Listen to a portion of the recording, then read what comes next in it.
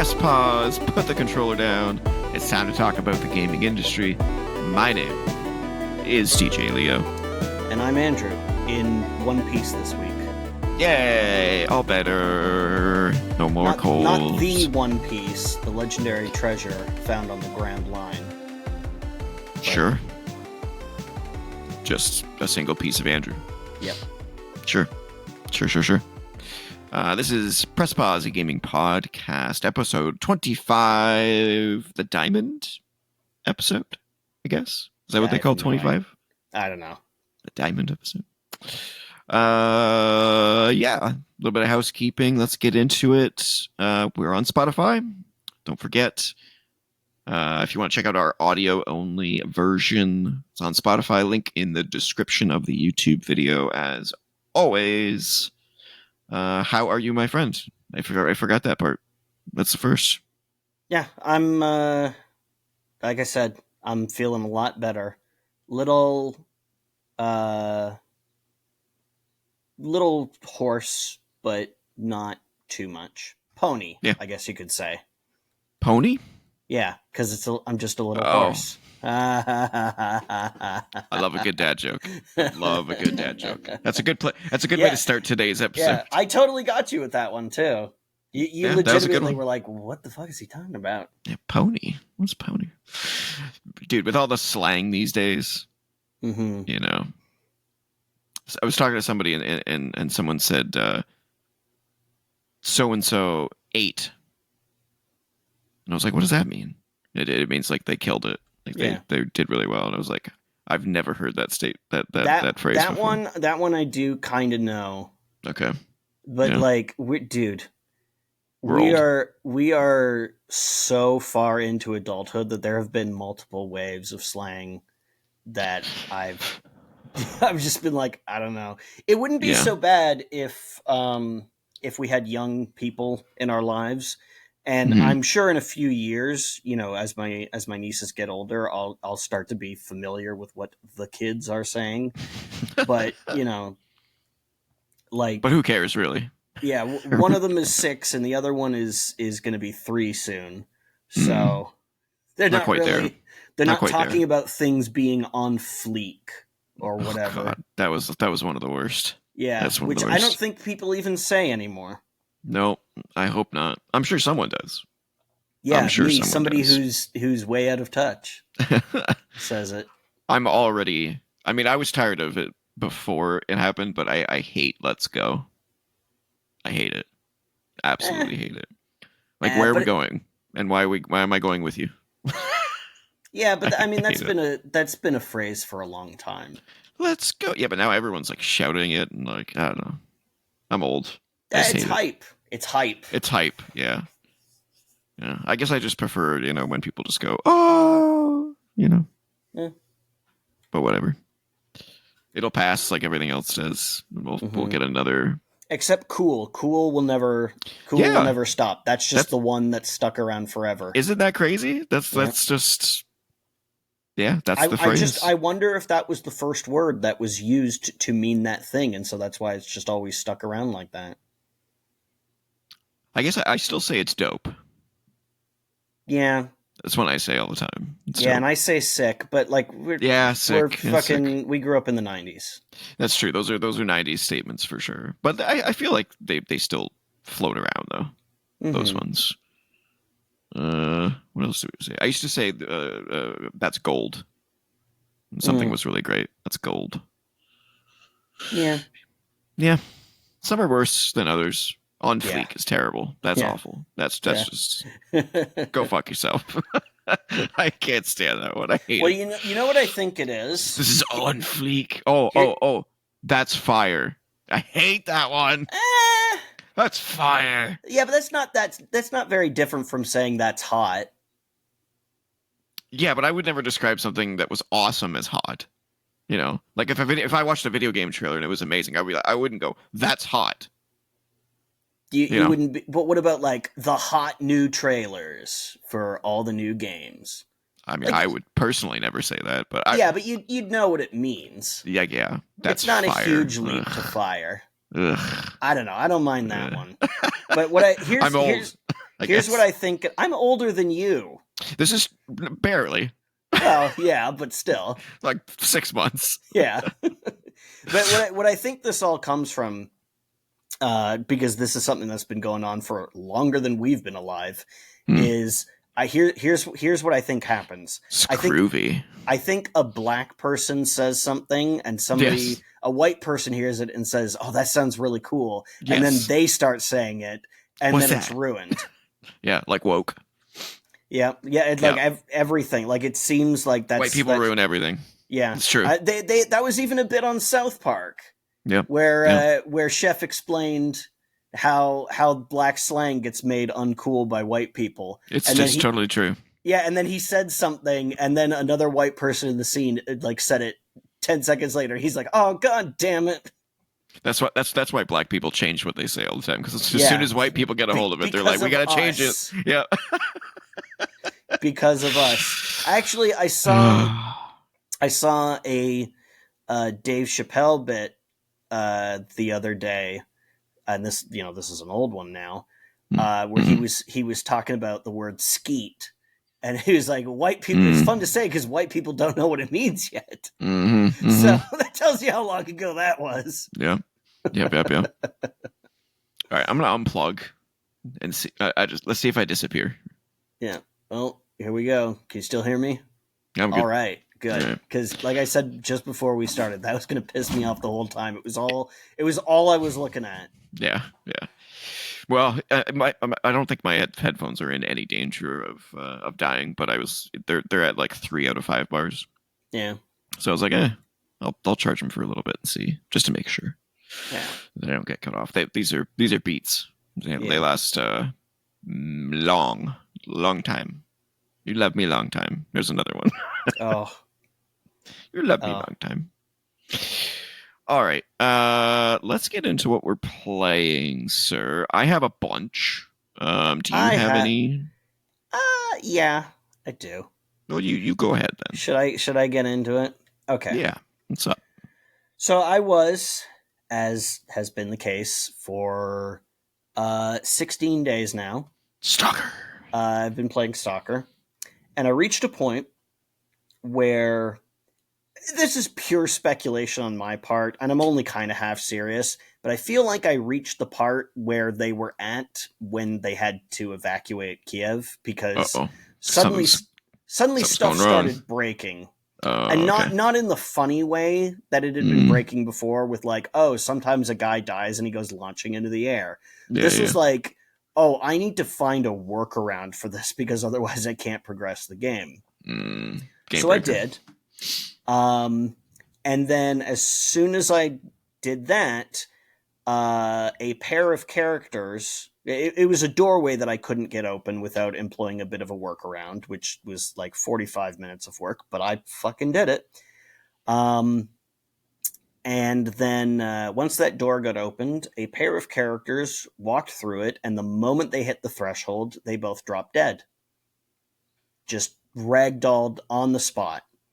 One guy walked in, next guy came up behind him like half a second later and just collapsed right on top of him. And I was like, oh, fuck. Okay. I think I need to wait for a patch. And this is how I've been playing the game the whole time, which is I'm going to play as far as I can get until I hit something that people say there's no workaround for this, and then I'm going to stop and wait for a patch. So that's what I did. I stopped, waited for a patch.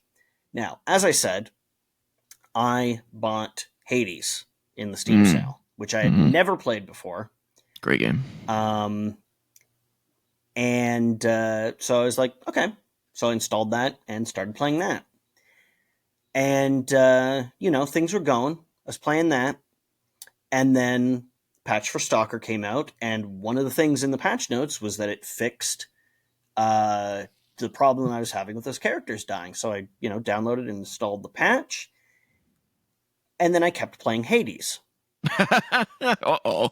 Which speaks to the strength of that game. Yeah, man. Hades is amazing, dude. I get it. Especially post 80,000 patches that have made it that much better. So I get it now. I see what everyone was talking about. Yeah. Hades However, is amazing.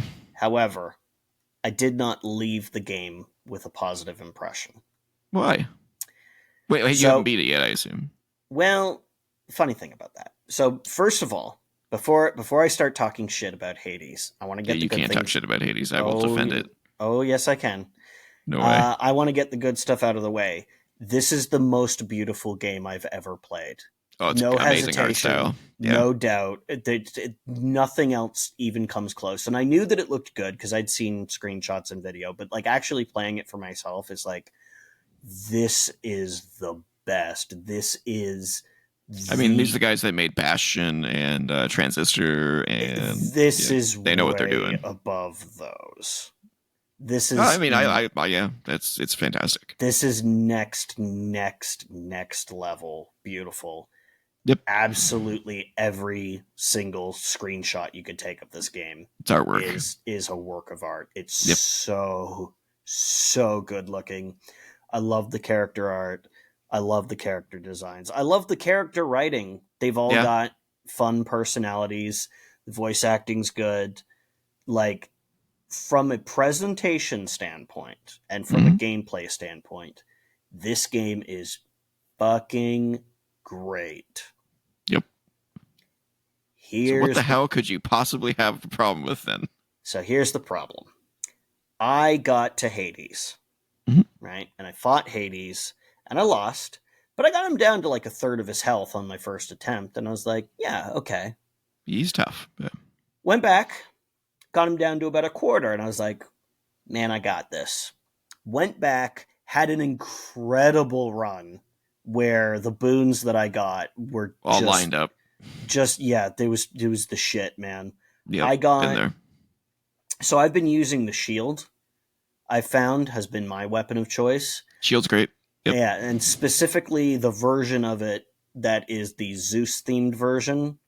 So you can throw it out and it just kind of moves slowly and just keeps spinning and slicing through enemies.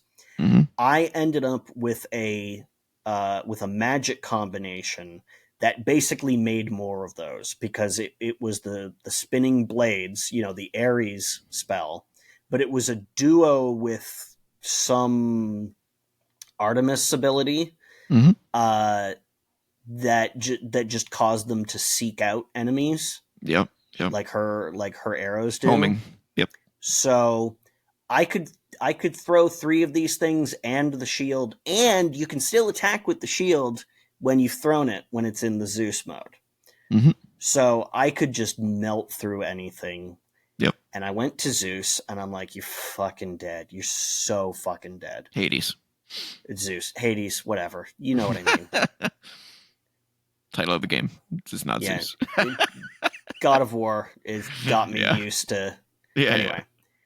Got to Hades, went to it, killed him, and then I died. So, it turns out that when you kill Hades, the game does not stop. It doesn't delete the flying like spells and projectiles. No. It doesn't delete his minions. No. It keeps going. Yeah. It doesn't do that for any of the other bosses. Yep. It always freezes the game and then gets rid of all of their stuff that could kill you so that this specific shit doesn't happen. And at that point, it just killed all my motivation to keep playing. Because it's like, motherfucker, you have changed the rules. You'll get pulled back in. You have changed the rules. This is like playing with a kid who says, oh no, I can go twice, but you can't. Like, if the game isn't going to follow its own rules, why am I even playing? Well, you know the rule now, though. But that's bullshit, because that hasn't been... Not. It's 100% bullshit. No, it's not. It's the final boss. You gotta live. No. That's complete fucking horseshit. Look, even Dark Souls... But you know it now, so like you can go through it, and now you know. So don't Don't But let up. I don't want to. I didn't let up. You did. You must have, because No, if you I died, didn't. so then how did you die?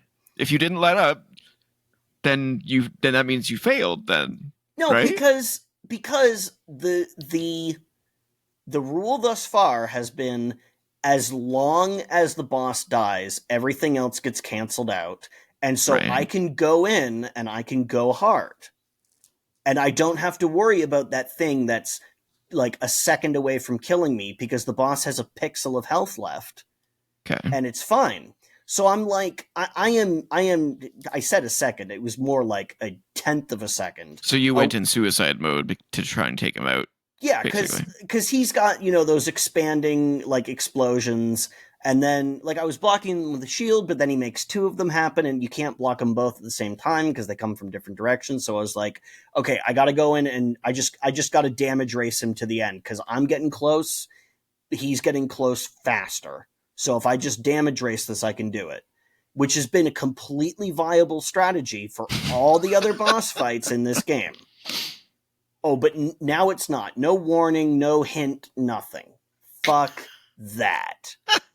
That is bullshit. You'll get pulled back in. There's you have so much more left to do. Yeah, but it's that now I don't want to do it because now it's like, oh well, when is the game gonna pull the rug out from me and come up with more bullshit? It's not going to. There's no other. There's just nothing else. No, fuck that. I beat that game. I killed that boss. That's not the end of the game, though. So no, you didn't. Yeah, but I also don't give a shit. I also don't give a shit. I am not the kind of person who needs to hang around and do 10 million hours of post-story content. Oh, it's not post-story. You didn't finish the game. It's not over yet. Well, then I don't care. Because that shit is bullshit, and I am not gonna... That's a shame. That's a huge shame that yeah, you it's get not that my far. fault, though. It's their fault for being bullshit. I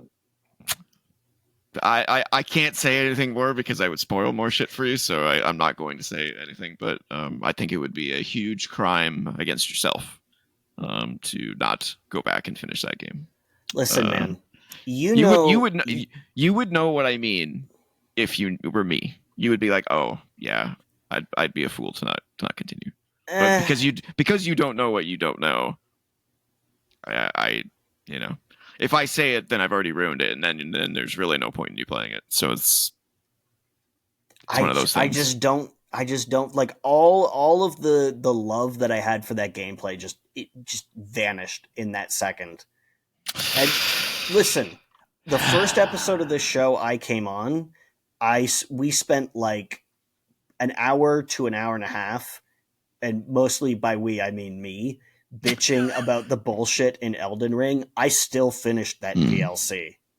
Yeah, so why wouldn't you finish this? It's one thing that soured you because on one fight. That's the level of bullshit. Oh like, my! You will never in 1,000 years convince me that one thing is worse than the bullshit in Elden Ring. There's no way. It's not that it's worse. It's that I know the bullshit is coming. There's no more bullshit. I promise. From Software has spent the last decade showering me with bullshit in the Souls games. I expect the bullshit now. Here's the other thing. If I kill a boss in a From Software game and die immediately afterwards, the boss is still dead. They'll give me that. Well, it's because it's not a roguelite, but yeah. The point is, Supergiant lied to me. They lied to me. From Software is at least honest about their bullshit. I have been lied to. I have been betrayed. I play the games by the rules that have been established. If you change those rules, I don't want to play the game anymore. From Software doesn't change the rules. The rules are, fuck you. We will do anything to fuck you over. And I choose to play by those rules, knowing that it will get me butthurt. Okay? I have only myself to blame for that. So you're choosing to get fucked over and then not try again. What's the point? Well, you're letting the game defeat you. I don't know. Like, No, there's I didn't let the game defeat me. The game lied to me. okay. Whatever you say. What happens if, oh, hey, you died 10 times in a row. We're deleting your save file. You know, what you never told me about that. That's how the game is, like. Yeah, but it's not like you can't do it again. Like, it's not a permanent death. You just have to try again. And yeah, but I don't want to try again. I did it. I won. I killed him. I got his health bar to 0. But that's not. Yeah, like I said, if you knew what I know, you would have a different opinion. Maybe I would, but like that's just how badly they soured me on it. Well, hopefully you get over it, because there's so much cooler stuff that you are missing out on. I don't know, man. I can hold a fucking grudge. Don't be like that. Don't be a grudge person. By spite. Well, isn't that a woman thing? Don't be a woman. Well, okay. First of all, don't be sexist. They are spiteful. Don't be spiteful. Let it go. No. Let it go. No. Listen, that is an unfair. First of all, that is an unfair characterization of women, and also for fuck you for assuming that I can't be a spiteful motherfucker. I'm gonna not play it out of spite for you. Oh, well, that doesn't bother me. How dare you assume that I cannot be petty? Oh, I know you can. I know you can. Petty that I will start the Heartbreakers back up, even though those guys are all Tom Petty and the Heartbreakers. Oh, Tom Petty. Oh. Yeah, that's showing your age. There is not a single person out there who knows what that is. People know who Tom Petty is. Come on. I mean, I had to think about it for a second. And yeah, I'm old. As soon as I said Tom Petty, you were like, "Oh, of course." Yeah, well, that's true. Say Tom Petty to a Gen Zer, they'll be like, "Who?" I don't know. If they're into music, they'll probably have heard of Tom Petty. Now I want to do like a random encounters where I just walk around the city and say, "Do you know who Tom Petty is?" Oh, that's just fucking. That's just like a Just for Laughs episode or some shit. Yeah, or like except substantially less funny. Or a sideshow of like a segment on Jimmy Kimmel. Yeah. Do you know how? Can you name all 50 states? Is there 50 states? I don't even know. Yes, there are 50 states. 50. 51 according to Trump. What's the 51st state? Canada. Oh, well, then, no. That's what he said. All right. Well, that's a shame. Because I agree, it is a shame. They should have made it better. Don't let that get you, man. Don't let it get you. It's so much fault. better. They should have made it better. You're not even like Super Giant. Your art team is fantastic. You guys are the best. I'm talking specifically to the person who made that decision. Fuck you. Okay, so let me ask you this: if you beat Hades, if you beat the boss, mm-hmm. and there was more after that, would you still play? If this hadn't happened, it depends. It depends on what it was. A significant amount. Look, I'm just going to tell you. I've looked up and seen what happens afterwards. Oh, what did? What? Why? Because I beat the game. No, you didn't. You did not beat the game. You didn't come close. No, I beat the boss. I deserve to know what comes after. Yeah, like the other half of the game. You're not even close. Then it's just a reframing of the story of, oh, it's now he's checking the security of the underworld by trying to escape. No. Oh, okay, so you definitely don't know. Okay. Yeah, you definitely don't know. Okay.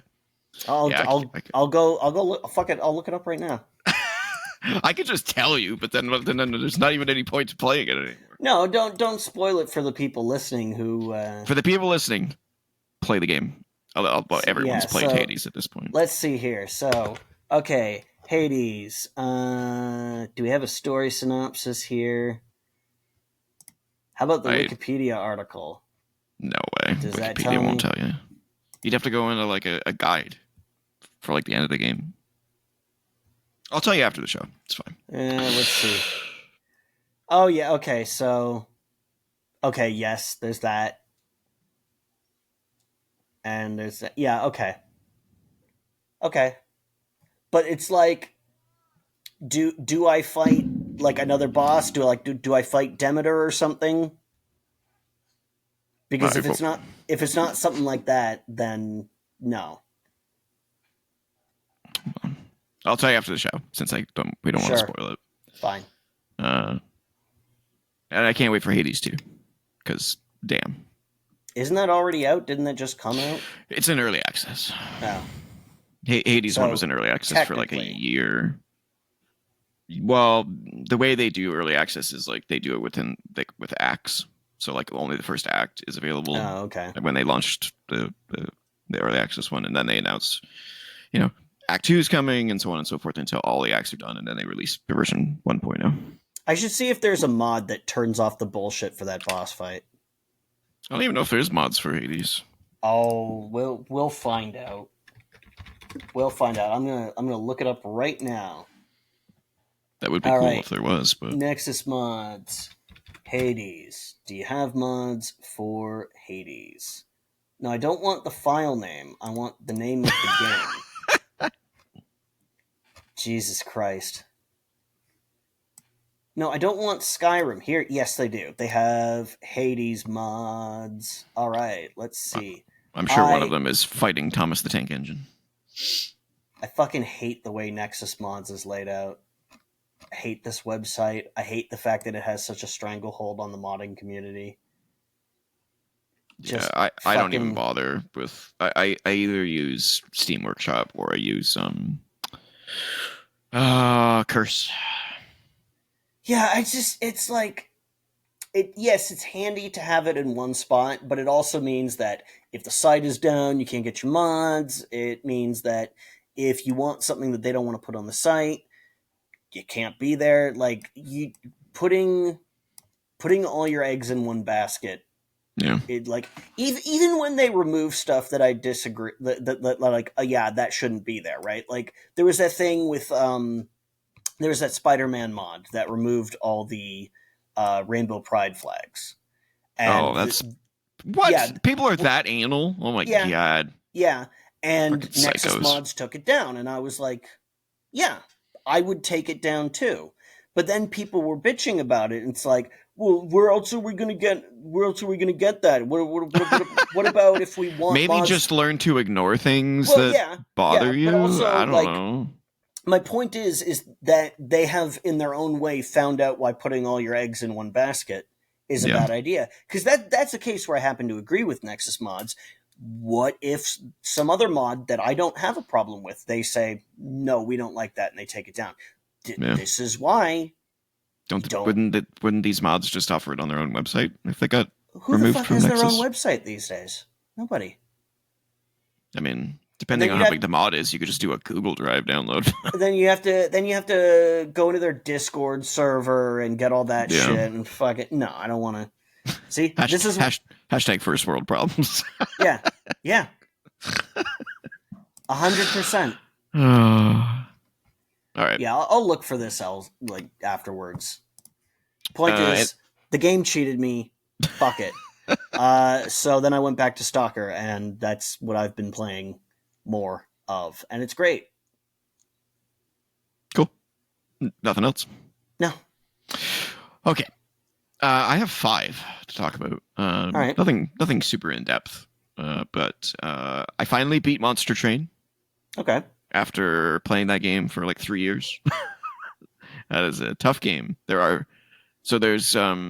25 levels of difficulty in the game, and very Diablo 3-ish. Yeah, kind of. Yeah, basically, it's a card game. So like, do they do the thing where they have different difficulty level names until they just give up and start giving it Torment 1, Torment 2, Torment 3, Torment 16? No, it's they're basically, so you beat the game for the first time, and then it unlocks Covenant ranks, and each Covenant rank is just numbered 1 through 25, okay. And each rank adds another something to the difficulty. So, one rank might add more health to the enemies, or might I don't know, give you a card that's in your deck that does nothing. It just takes up a space in your deck, so you can't Yeah. use it. You know, Do you know that Contra does that on the NES? But you have to beat the game in order for it to happen for each one. So when you beat the game, it starts over again. But I think the enemies are a little bit faster. And hmm, every time you beat the game, it it makes it gets a little harder. bit harder. That's cool. But like, what if It's what already a if hard you're game though. yeah, but what that's the thing. What if you're some kind of Contra god and you just want to start on the hardest setting? It's like, oh, I got Yeah, to that's spend true. 10 hours just beating Contra over and over. Well, it was also an NES game, so Yeah, back but then there was only so much to do. yeah, but why not just have it as an option in the menu, like difficulty, Yeah, 1 to 10. yeah, that's Tetris true. lets you do that. Yeah, that is true actually. Yeah. You can just set the highest speed right from the get go. Yeah, instead of having to work your way up. Yeah, That's that's true. actually easier than getting to the fastest speed um, from speed one, because then you're acclimated to it right from the beginning. Yeah, yeah, I agree.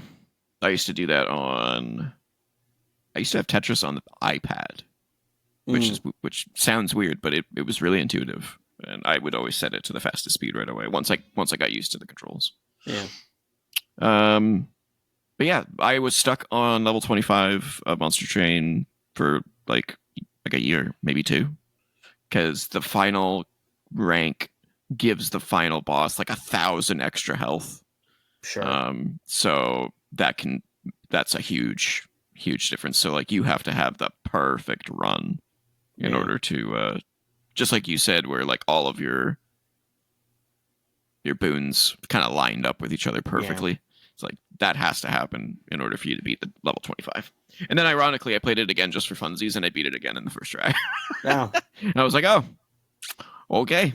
How did I fail for 2 years and then all of a sudden I beat it I'll have something to twice? say about that later on the show.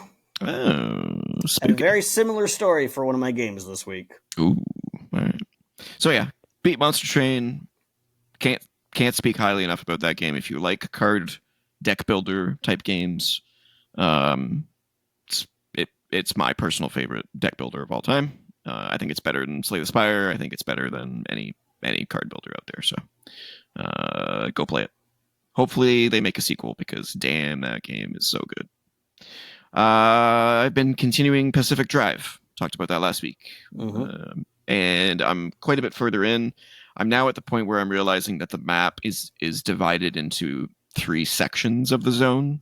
So like there's like an easy zone, a harder zone, and then a real hard zone.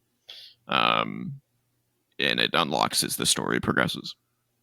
And holy shit, yeah, the difficulty hit a high. I got back barely in one piece when I got to the second area, and now things are starting to like ramp up and speed up, and my upgrades are coming quicker. And I'm like, oh, okay, I get this. Oh, okay, I get this. I will say one thing about the game though is that there are several things that it doesn't teach you. That I like. When I play games like that are this complicated, I usually go online and I search for an article that's like 10 things that Pacific Drive doesn't tell you, those kind Mm. of articles. And so I did that for Pacific Drive, and I was like, oh, I didn't know any of this. Oh, So it's not great at teaching you things, or I'm just not great at experimenting enough, maybe. But that helped pretty significantly. And some of the upgrades you get further in kind of like launch things into high speed as well. I've got my car is completely decked out now. I've got like a big radar dish on the top of my roof. I've got you got like a pimp mobile yeah, oh yeah, survival car. I've got machines that are hooked up in the back seat of the car. I got machines hooked up on the side of the car. It looks like the Ghostbusters mobile. Like it's all decked out. It's pretty sick. I'm really enjoying it. I do think it's lacking something, but I'm not sure what it is yet. But I'm going to continue to play it and see if I figure out what that is that it's missing. That maybe it gets later on. I don't know, but What the it's French call je ne sais quoi. yeah. That je ne sais quoi is not. I mean, here's the thing, right? Is that I'm still playing it. So it has that je ne sais quoi. Well, but je I ne sais also quoi means I don't know what. Oh, does it? Yeah, What is it? it means it has a certain quality, but I don't know what that Don't is. know what it Or is. in Yeah, your case, it's missing it's a certain lacking quality. something, but you don't know what it is. Yeah. So clearly, it has enough pull to keep me in.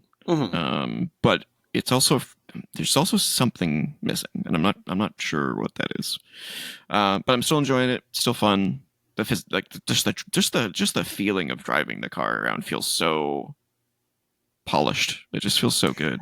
Good vehicle mechanics can really help a game. Oh yeah, well, especially when it's 90% of the game. Yeah, but like it's just when a vehicle or some other thing that gets you around feels bad, even if the rest of the game is good, it's such a drag. Yeah, 100%.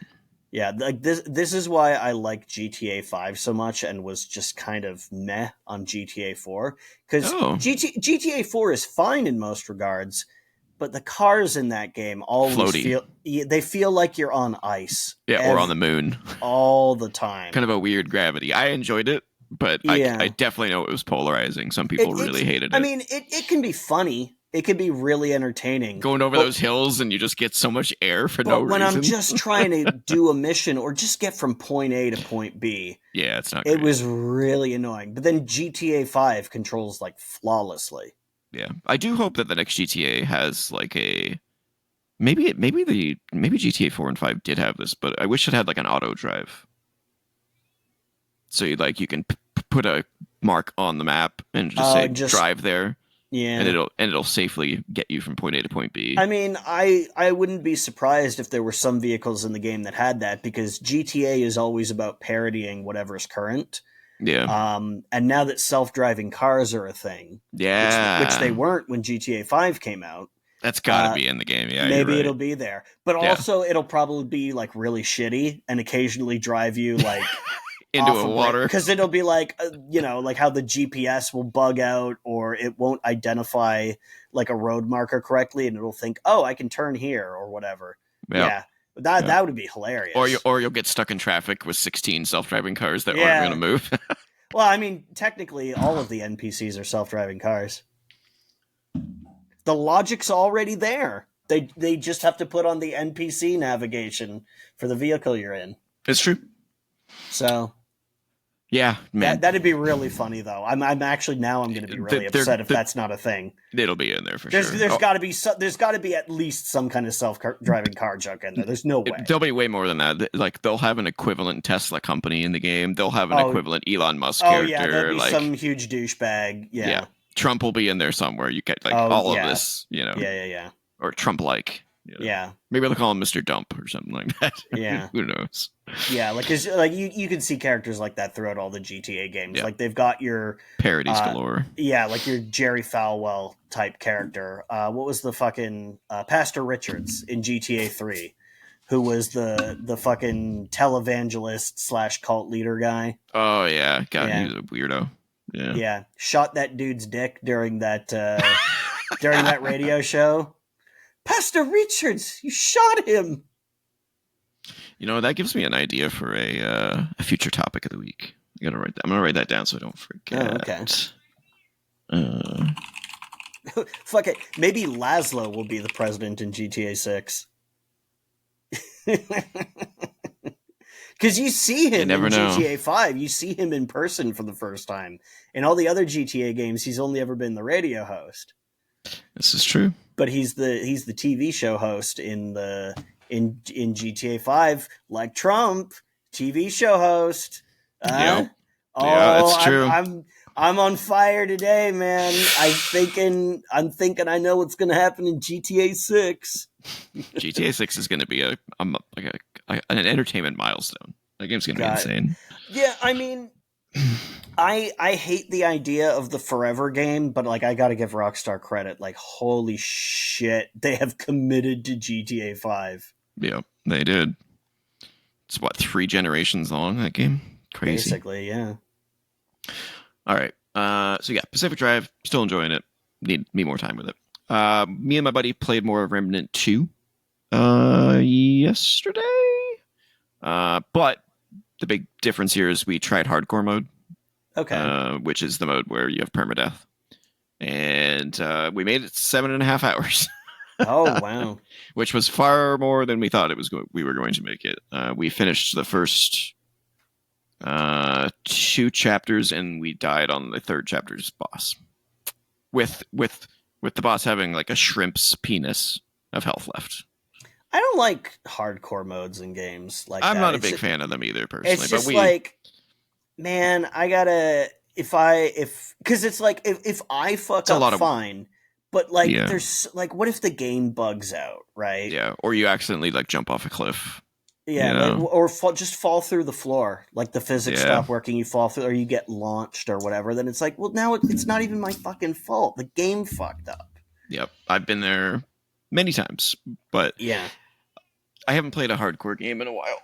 Where is he? If a game could guarantee me that there wouldn't be some kind of bug causing bullshit death, then I might do it. But like, I've never found a game that's reliably bug free enough that I could say with 100% confidence, there's no way this is gonna not fuck me over. I remember when Diablo 4 launched, and some guy was on hardcore mode at like level 83, and the game froze. Mm-hmm. Like because it's an online connection required game, and it froze, and he died. He was so pissed. Yeah, well, remember when Diablo 2 launched and there was a shit ton of lag whenever you went into Duriel's arena? Yeah, and he's like the hardest boss in the game, too. Yeah. And so imagine and Diablo 2 has hardcore characters. I can only imagine how many people got fucking killed by Duriel because the game lagged. Yeah. Yeah, they eventually patched that, but it took them a long time. I don't know what the problem with that was, but yeah, that was an issue. Also, Duriel hits fucking hard. Yeah, he hits like a tank. It's insane. Yeah. Yeah, we just wanted a challenge because we had basically played everything there was to play in Remnant 2, and we were like, yeah, let's give this a shot. It was fun, but yeah, what we'll do next, we're not entirely sure yet. We're still figuring that out. Next up, a free trial of Space Marine 2, that Warhammer game came out. All right. The one that sold really, really well. And man, that's fun.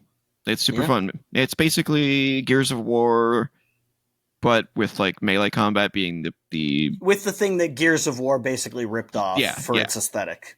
Yeah, but it's melee combat oriented instead of gun oriented. There is definitely guns in the game, and you definitely use them, but it's focused on melee combat more, and it's fun and it's beautiful visually. It's definitely not worth $93 Canadian as it's currently priced because it's just a linear experience. But when that game comes down in price, I'll definitely pick that up. It was a good. I played the full prologue tutorial mission. It was very fun. I'm sure that game is super fun in multiplayer co-op. So yeah, I played the demo for the first one on the 360. Yeah, it wasn't that good. I was like, this is okay, but like it was fine. This is much better. I'm not into Warhammer, and so this to me is just like it's a hack and slash game. Yeah, no, this one's definitely superior. It doesn't even feel like the same game, honestly, or same series, I should say. So I played that, and then finally, Aliens: Dark Descent came to PlayStation Plus and Game Pass this week. So I tried that one out. That was the one that we talked about on the show. That's like the RTS, but it's like just a squad. Yeah, squad based thing. Yeah. Played the prologue on that one, and I was actually had a lot of fun. It's very interesting. You seem to only control the squad as a whole. You don't seem to control individually the people in the squad. So it's a lot simpler than I thought it was going to be, which is good because I was picturing like having to micromanage 4 different, people, and that's just a pain in the ass.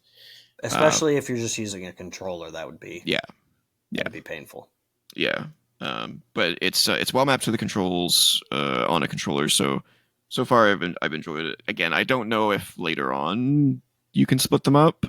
I feel like the game would probably fall apart if that was the case. But we'll see. I'm going to give it more time. You know what I bet would be really good? Full Spectrum Warrior Alien. Yeah, it would be. Yeah. Who owns the IP for that? Did we ever figure that out? I don't know. Who I don't remember. owns Full Spectrum I just want another Warrior? Full Spectrum Warrior. Oh, it's Embracer has it. Oh, of course it is. Uh, so we might say one day. They Yeah, seem to maybe. they seem to do a lot of stuff. So, but that's all I have. I still have like a ton of games that I'm like circling. So that's Yeah. why I kind of have a bunch of stuff going on all at the same time. All right. We have no letter this week, so we are going to move straight into Metacritic Check-In, and we got a few updates this week. Starting with Anton Blast, which kind of looks like Wario Land. Okay. I've heard the name, but I don't really know anything about it. Yeah, it's Anything that's come out in the last 2 weeks is a blank for you. Yeah, I've Yeah. just been playing Stalker. Yeah. No, yeah, Anton Blast is like a retro 2D Wario Land. Like, Okay. it's getting good reviews. It's sitting at an 87 Metacritic, Okay. and a 97 user rating. So Ooh, it's doing quite well. the people like it. The people like it. Next up is They like it so much you'd think it killed an insurance company CEO. What's the connection there? You're wondering if I'm gonna have to cut that joke. No. Because that the CEO of that health insurance got assassinated. So And behind the scenes, people are like, meh. I don't watch the news. I haven't watched the news since Trump was elected because I was so depressed. So I was just like, I can't watch the news anymore. But I did hear about that through the grapevine. That's crazy. I don't know the details of it, but I know that they have footage of it and everything. Guy just popped him from behind. It's Cool crazy. as a cucumber. Bonkers, man. Yeah. People are sick. Get help. Well, Go get help. Not to get into it, but like, who's sicker, Well, that's true. Yeah, the guy who killed him, or the guy who was killed, who presided over a health insurance company that arbitrarily denied people life-saving coverage. Yep. Nope, I agree with you there. Like, I'm not saying they're both sickos. Yeah, I'm not saying that the solution is to go and kill people in the streets. No. I'm just saying that, look, there are worse people who could have died that day. Yeah, it's ugly truth. The way that I've seen a lot of people say it, and it is always the best way to say it, is live your life in a way that people aren't either indifferent or celebratory to your demise. Yeah. You get to choose the legacy you leave behind, and this guy chose poorly. He definitely did. That's Can't take that money with you, man. Can't take it with you. Well, as far as we know. As far as we know. Maybe you wake up in the afterlife and you're like, you have the exact same amount of money you had when you died, and it's like perpetual. Yeah, but if it's paradise, Shit. What do you need the money for? If it is paradise. Yeah. This is true. There's a random encounters episode for us. What happens after death? The mysterious show that will never surface. Oh, we're trying. Maybe it's just never going to happen, and it's just going to be a running joke for the next 20 years. Who knows? Don't hold your breath, everybody. Maybe no. You know what we'll do? Yeah, we will. After we have like a year or two of failed attempts to get a first episode off the ground, our first episode will be us recounting all of our failed attempts to get it off the ground. There you go. We'll have enough to make it like a 2-hour show. Random Encounters Episode 1. How Random Encounters was created. The history of Random Encounters. All the fuck-ups. A look back at Random Encounters. Episode 1. All right. The next game was Fantasian Neo Dimension. Another awful JRPG name, but it's getting decent reviews, sitting at an 80. This is the one from the Hironobu Final Fantasy guy. Yes. Yeah. However, I did not know that this is actually just a up-res port of a mobile game. Yep. So my interest level disappeared after I found that out. So I'm sure it's decent. Seems like reviewers, think it's decent, but Well, that's the thing about RPGs is that you can make them pretty good on phones. yeah. The next one is The Thing remastered, now out, and it's sitting at a 65. That is, Metacritic. as I explained earlier, not a great game to begin with. So that is far too generous a score for that game. The highest is an 80. The lowest is a 55. It's still too high. Yeah. We had a short conversation about this game before we started recording. Yeah, and there's not enough ratings from users to give it a score yet. Yeah. Which is not a good sign for how well it sold. Yeah. And then I'm not going to talk about this one. It's probably shovelware, but Fitness Boxing 3 for Switch. I'm sure it's just shovelware, so who gives a shit? And then Infinity Nikki is the last one. Yeah, isn't that some gacha game? Yeah, it's a very polished gacha game where you're Infinity Nikki, and it's all about like it's like a platformer puzzle game with with very light action combat, and all of the outfits that you find give you different powers.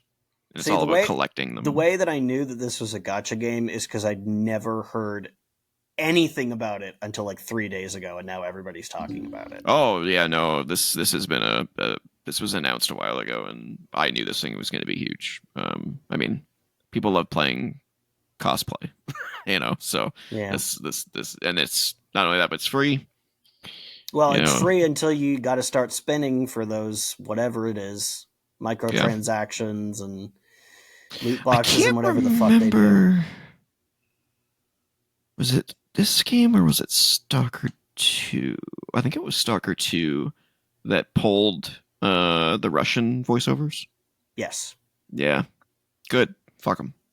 Not the Russian people, but Not just that they decided not to sell it in Russia at all. Yeah, good. Fuck them. Which people have said, well, why would they do that? Well, I think it's because if you sell something in a country, you have to pay taxes on that product. Like there's a sales tax that's collected by the government. Yeah, why would you want to support the government of the country that's invading you? Yeah, the government of Russia is invading them, so some of that money would inevitably go into the military that's currently invading them. Like it's it's not a fuck you to the Russian fans, it's the fact that they would be indirectly funding the invasion of their own country. Yeah, why the hell would you do that? Yeah. Oh man, I did a terrible thing.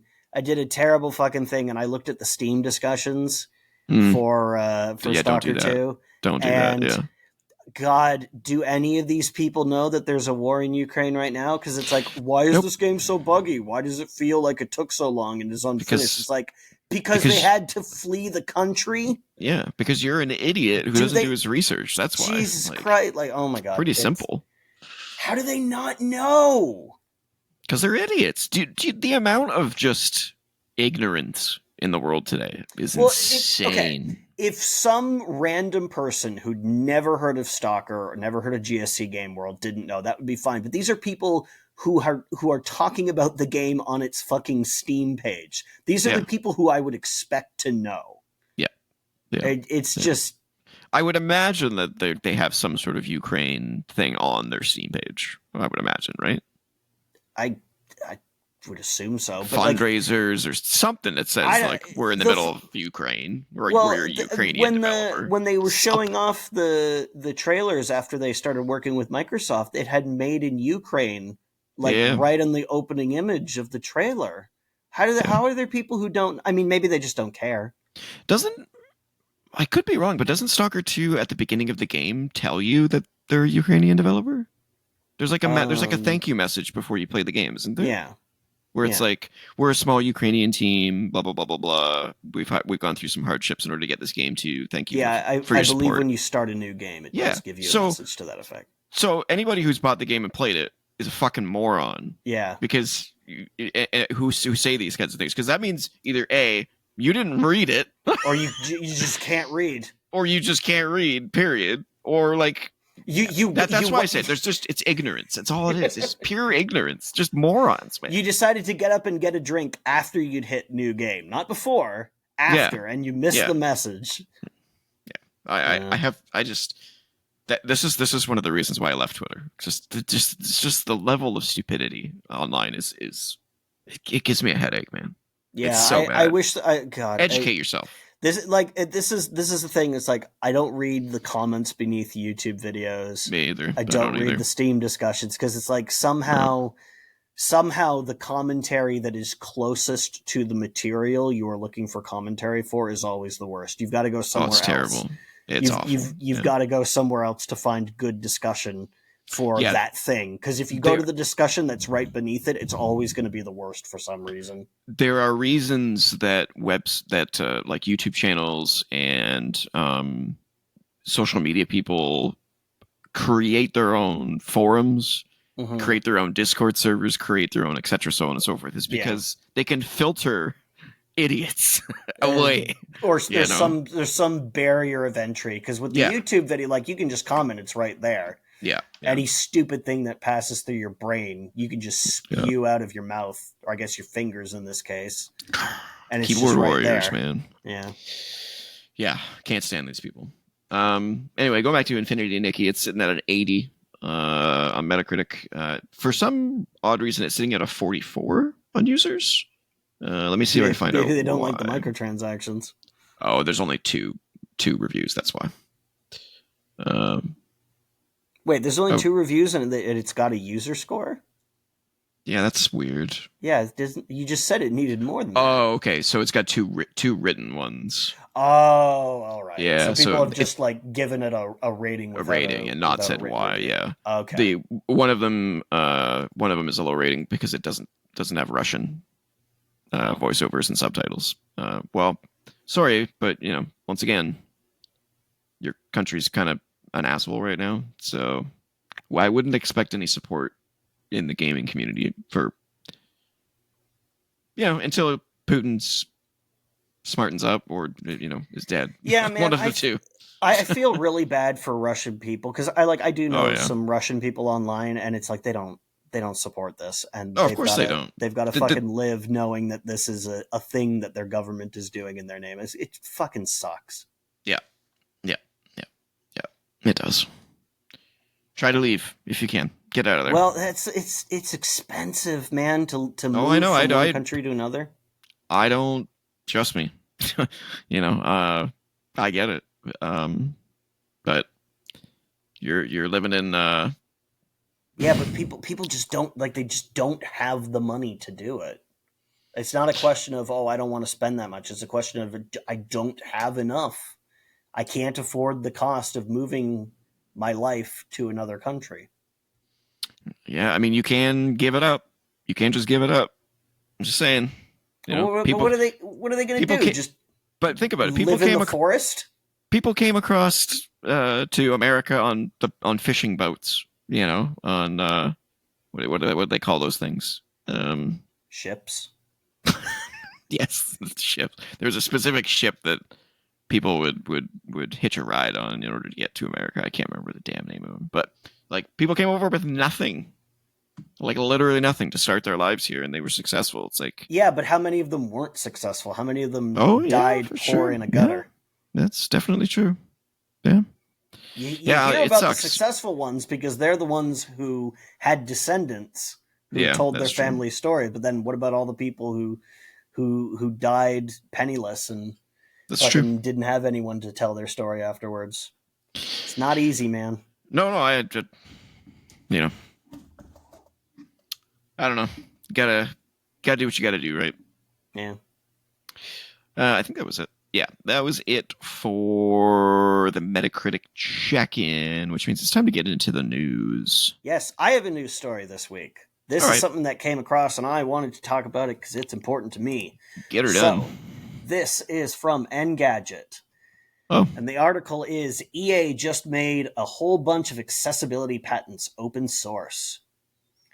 Now, the fact that you could patent an accessibility feature is, but kind of gross, yeah.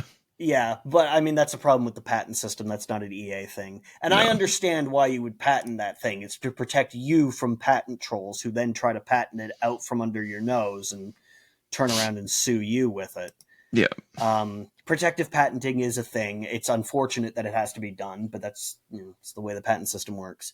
But Yeah. yes, EA has pledged that they will not go after people for utilizing accessibility tech from 23 patents that they have on accessibility systems. So, one of the ones that they talk about is photosensitivity analysis tech. Um, so basically, something that will detect, does this have a risk of triggering an epileptic seizure? Like, does this visual effect in your game, does it Yeah. flash at a fast enough rate or the correct rate? Because it's not about how fast it goes. There's actually a specific frequency that seems to trigger it. I believe it's around 10 hertz. And they're Is what? sharing this with other companies? Yep. Is it? Oh, that's Yep. good. Huh. They're saying you can use this, and we will not charge you for it. Wait. EA is doing something good? Yeah, I know, right? Isn't that strange? What's happening? Yeah, fucking what is And this going is on? right after they released a BioWare game that was good, Yeah, Dragon Age. yeah. What's happening at EA? What's going on? I don't know. Well, they go through these periods, man, where sometimes they're not shit, and you're like, oh, maybe the company's finally turning itself around, and then no, Then they do something stupid again. no. Yeah. But that makes it all the more important to acknowledge when they get something right. This is true. You know. Yeah. So Good on 'em. yeah, good on you, EA. Like legitimately, Yeah, that's awesome. thank you for doing that. Yeah. Because that shit is super important. There's also speech recognition. Oh, here we go. We got a link to EA's release about it. Oh, it's a list of patents, and I would have to look them up individually. Oh, okay. I'm going to see if there's anything interesting here really quick. Mhm. And maybe there is, maybe there isn't. Let's find out. So, contextually aware communication systems.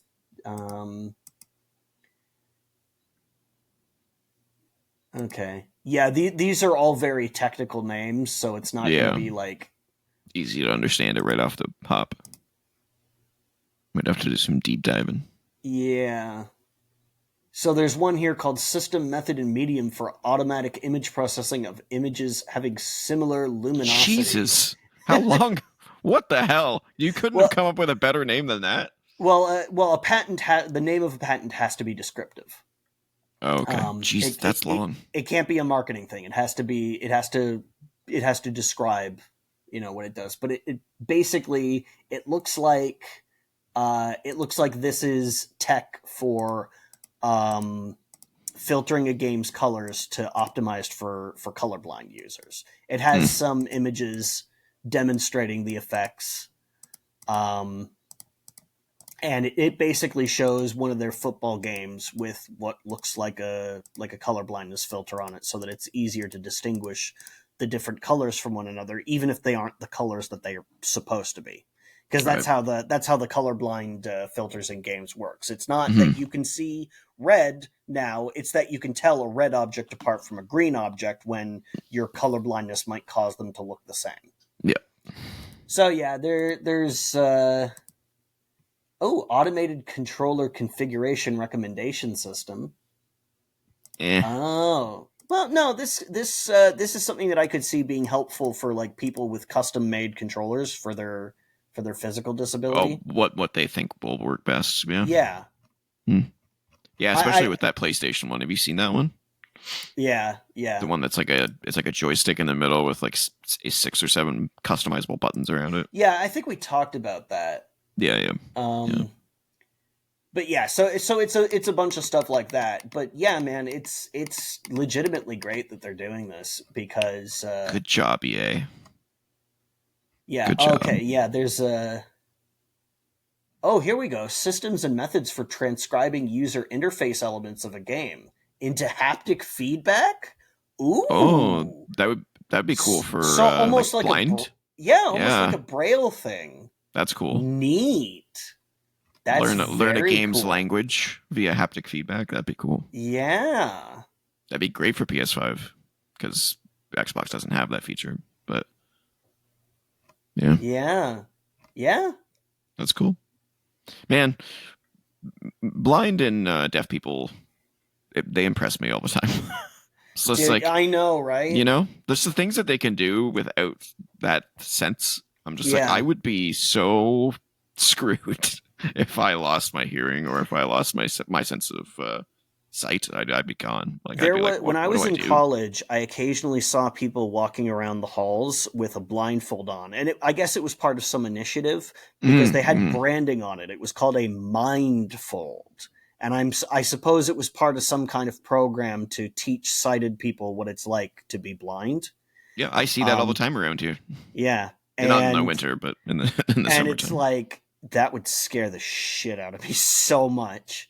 Yeah, I see them all the time around here. It's usually one person with like a walking cane, Yeah, and they're blindfolded and they have someone with them. yeah, I yeah, I yeah, assume yeah, to make sure that they don't like get hit by a yeah, car. yeah. Like Yeah, I don't know. I wonder what that is. dude, I fucking struggle to find my way around my apartment in the dark when I Yeah, me need to too. get Yeah, up and use the bathroom in the middle of the night. and these I people walk around cities, yeah, without being I able to cannot see. tell you how many times I've banged something against the frame of a door because it was a few inches further in one direction than I thought. Yeah, Oh god. yeah, And these people yep, they just live that. yep. They're just And just they do it adapted. like really well most of the time. Yeah, Yeah, yeah. it's impressive as hell. Did you see the episode of Myth? Did you watch MythBusters? I mean, like a new MythBusters or like the old The MythBusters? originals. Yeah, the Yeah, originals. but I mean that was like 20, Okay. 15 to Well, 20 years ago. they did an episode uh, teaching a blind man to drive, and it worked. Oh, I Yeah, have not seen that one. yeah, I'll because have to watch that. yeah they it was one of those episodes where they take movie scenes and Oh, and see if see, they're could this be done in yeah. real life? And this one Yeah. was from a Scent of a Woman, where the Oh. blind guy drives around New York City or Oh, something like okay. that. I mean, he's not like perfectly driving, staying in the lines No, of course perfection, not. but he got from point A to point B without like smoking a Yeah. curb or like Yeah. or a phone pole or anything like that. He Yeah. got from Okay. point A to point B. It's cool episode. Watch MythBusters, people. That I can't. I'm so sad that show's gone. So Yeah, sad. well, I mean, they were moving on to other stuff because, like, they both work in special effects and stuff. So, Well, uh, it also had to do with uh money. They Discovery wanted to pay them less, yeah, and well, why would you do that if you're well, yeah, and because their work in movies and commercials pays them was more? yeah I'm sure. would have been paying them more at that point. So they're like, fuck it, Yeah, we'll just go back to doing this full time. yeah. That last season was sad because they laid off the junior team. Yeah, So it was just Jamie and Adam. yeah, Great show though. Still a great yeah, show. yeah. I have the whole series on DVD. I love that show. Oh, Yeah, it's great.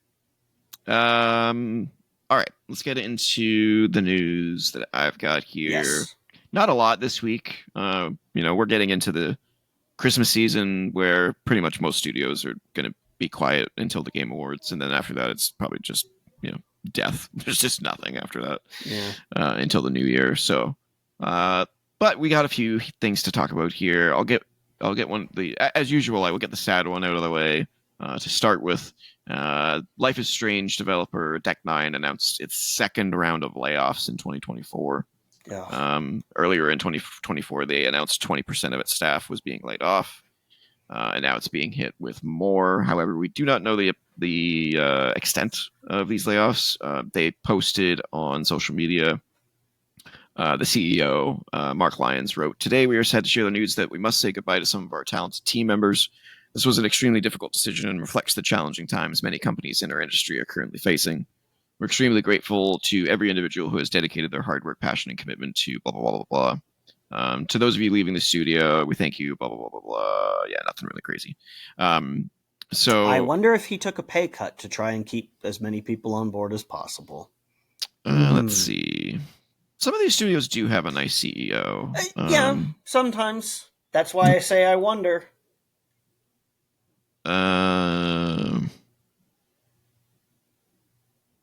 Oh, well, I would say no, because it says in the article the studio has been plagued with issues before today's layoffs. Earlier this year, IGN ran an extensive report about internal struggles with toxicity, hate speech, crunch, and more. Jesus. Okay, yeah, probably not then. So Doesn't probably seem not a good CEO. doesn't seem like the kind of place run by somebody who would do that if that's the case. Indeed. They announced the last round of layoffs in February. Prior to the layoffs, the studio employed roughly between 100 and 130 staffers.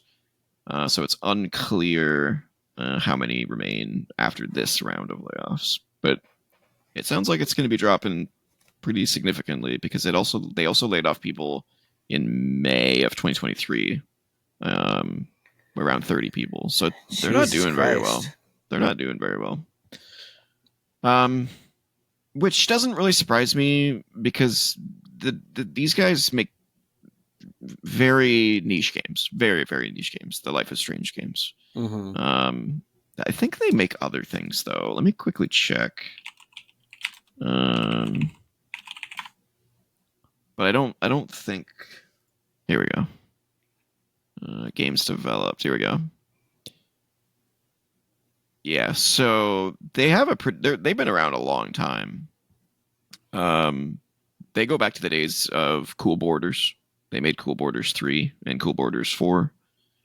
They made a Neopets game. They did the Ratchet and Clank collection on PS3. And a bunch of iOS games, but pretty much from 2017 to 2024, they've made all of the Life is Strange games. And then they also made the Expanse series of games, which is the Telltale one. The new Telltale, I should say. Okay. Is that based on the show? Yeah. I should watch that. I hear it's good. I've heard it's great too. It's on my to watch list. And the game apparently was pretty good too if you like the show. So but yeah, like they're so niche. They gotta start branching out, I feel like, in order to not be doing this every year. Like, yeah, it sucks to hire people and then lay them off every time you do a game. And especially like what a shitty time to do layoffs. Yeah. December. Merry Christmas. You're fired. Yeah. That's pretty shitty, guys. But like I said, given that report that I mentioned, not entirely surprising. All right, let's move on. So this is a two-part news article. These two articles link together. So I'm going to sort of brush from one to the other, and then we'll talk about it. But Ubisoft is officially discontinuing XDefiant in 2025. Oh, yeah. The publisher announced Tuesday, with all new purchases and registrations being discontinued immediately. As part of the shutdown, the publisher plans to shut down its production studios as well in San Francisco and Osaka, Japan, while ramping down its site in Sydney, with up to 277 employees losing their jobs. Roughly half of the XDefiant team will be assigned elsewhere. So this one, that's part one of the story. I also want to mention that like 3 weeks ago, Ubisoft made a statement saying that XDefiant is not shutting it down. Yeah, it's not dead. The rumors are false. Blah blah blah. It's like no, you guys are full of shit. Well, now we know what that means. Yeah, and then the second part of the news that kind of goes along with this is that days after shutting down XDefiant and laying off hundreds of staff, Ubisoft is reportedly considering how to structure a 10-cent buyout without the Guillemot family losing control. Unsurprising. Yeah, so I think I've been talking about it for like I don't even know, maybe since the start of this this podcast, like at many episodes ago, 25 episodes ago, that they are in trouble. And it seems like that's official at this point if they're looking for a buyout, but I like how they want to retain control but structure a buyout. It's like Yeah. I don't. That's not gonna work, bros. You're gonna have to give up control. Like Tencent's not gonna be like, yeah, we'll be the majority shareholder, but you can still run the The company people who have been running the company while it's into the been, ground. yeah, exactly. Well, Yeah, no, no, no, no, no, no. no, that's not gonna I happen. don't think that's gonna happen either. No. Um, I, man, I really am bothered by this because like Ubisoft is such a legendary company. They have so many amazing games under their belt, so much great IP under their belt. If Tencent was the one to take over, Yeah, just but I mean, throw in the fucking towel, man. Like look at how they've been going recently, though. Could Tencent really oh, do any worse? I mean, they wouldn't make it any better. It's Tencent. I They're mean, with how low they are right now, it's almost like there's nowhere to go but up, or just straight into the worse. ground. Yeah, straight into the ground. Like if anyone was going to buy Ubisoft, I would want it to be Sony at this point. Just give it to Sony. They know how to make Or great AAA games or with that IP. here's a crazy idea. How about you give the IPs to their creators and let them go off and make their own studios? Uh, I mean, half of the people that started these series don't even work at Ubisoft anymore. So what? Well, I don't know where they are now. Well, I'm They might sure. not be in a situation where they can take that IP. I don't know. I'd rather give it to someone who knows how to deal with their IP better. I think we should have less massive companies being bought by other massive companies. I think if they're going to go under, they should be split up into smaller companies with Could do different that. shares of the IP. I think there's a huge risk of several of the IP completely failing though, and then we just never hear about them again. I don't know. Oh, maybe it's time to stop making games in those franchises. You know, if people don't care about them anymore. I care about them. Oh, sure, you they care, just but they just suck. are you gonna buy 1 million copies of whatever the next Rayman game is to ensure that it's successful? I mean, I don't. You know, I think a Rayman game would be great to go. You know what? This make make a good topic of the week. Maybe we should save that discussion. Where who would you sell? And we'll go through each of their IP. Who would you give it to? Who would make a Well, great I've already said game? give it to whoever created. Like, what's Michael Ansel? I think is the name of the guy who created Rayman. Give the Yeah, Rayman brand to him why? because he created it. So it doesn't So mean he'll do good with it today. no, but Ubisoft isn't doing good with it. No, but I could think of 10,000 other companies that would do amazing with a 2D Rayman game Yeah, than but the guy who created it. it ought to go. No, it ought to go to the guy who made it. Nah. Nah. I think that is a utopian way of looking at it. It's like, give it to the people who were the creative directors of those, but that there's just so many better options out there, Like Are there? what about the guys who created Hades making a Rayman game? They could make a sick Rayman game, Why? That'll screw you over in the final boss fight. Oh, you're funny. Or fuck, sell Rayman to Nintendo. Nintendo could make an amazing 2D Rayman game. There's so many, and like indie developers would fucking sure. Okay, give poop it to their pants trying to get to give a it to Rayman an indie license. team. The point is, I Yeah. don't want giant companies buying out That's other fine. giant companies because then you Yeah. just eventually you end up with a single like fucking I Chimera understand what you mega mean. corporation, and then Yeah, all IP is owned by one person. Yeah, I understand what you mean. I when I said figure out who to give each IP to, I didn't mean give it to Xbox or PlayStation. I meant like what studio makes great games in this column. Like who would make a great Ghost Recon game, for example. Who would make a great Splinter Cell game. There's so many cool options out there. Imagine giving Splinter Cell to Kojima. What he could do with that, for example. I don't think he would want to make a game in someone else's franchise. We're dreaming here. I'm not saying he would want to. He makes I his own say shit. that fully aware of the fact that he was slated to make a Silent Hill game, but yeah, that's true. That's also a game that he could I think that's a franchise that I think he'd be interested in from the beginning, and I mean clearly he was. Yeah. Yeah, but yeah, I told my dad you should buy Ubisoft stock, and he looked into it, and it's locked into the European or the Paris Stock Exchange. Yeah. So we cannot buy it over here, unfortunately. But it Really? did, yeah, yeah. But it did raise to from it went up 12% after the rumors of the buyout. So I could have made a lot of people a lot of money. Mm. But yeah, we'll see. We'll see what happens with Ubisoft. It's definitely dire for them right now. That's for damn sure. All right, moving on. I thought this was interesting. I don't know what to say about it, but I wanted to bring it up at least. Oh, I probably have something to say. Probably. Blizzard. It's not going to be good. It's not terrible. So, with the recent re-releases of Warcraft 1 and Warcraft 2, Blizzard requested that Good Old Games delists the original Warcraft 1 and 2 so that they can put it up on Battle.net only, which I think is well within their rights to do so. I think it's a dick move. Um, Why not? Why not just make it available in more places? I mean, for sure. Let's see if there's a reason for it. So let's see. GOG is delisting Warcraft 1 and 2 from its store at the request of Blizzard.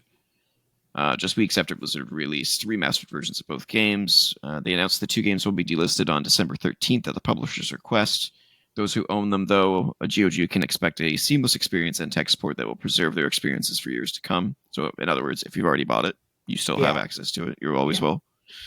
GOG is also offering fans who don't yet own Warcraft 1 and 2 a discount code for the games with users who enter Make Warcraft Live Forever, able to get a $2 or equivalent price reduction on the bundle containing both, which is priced at only $14.99. So Cool. a $2 Wow. decrease is it's pretty. It's it's technically percentage wise, it's pretty significant.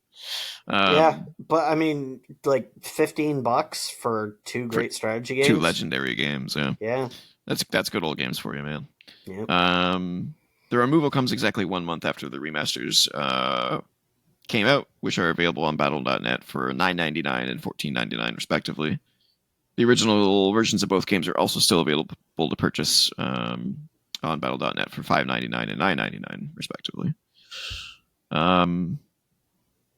Yeah, so I just wanted to mention it. I mean, yeah, I guess it's their right to do so, but it seems like a stupid thing. Like, why would you cut off? That's like saying, hey, Walmart, we don't want you to sell our game anymore. We want to only sell it in our brick and mortar Blizzard store.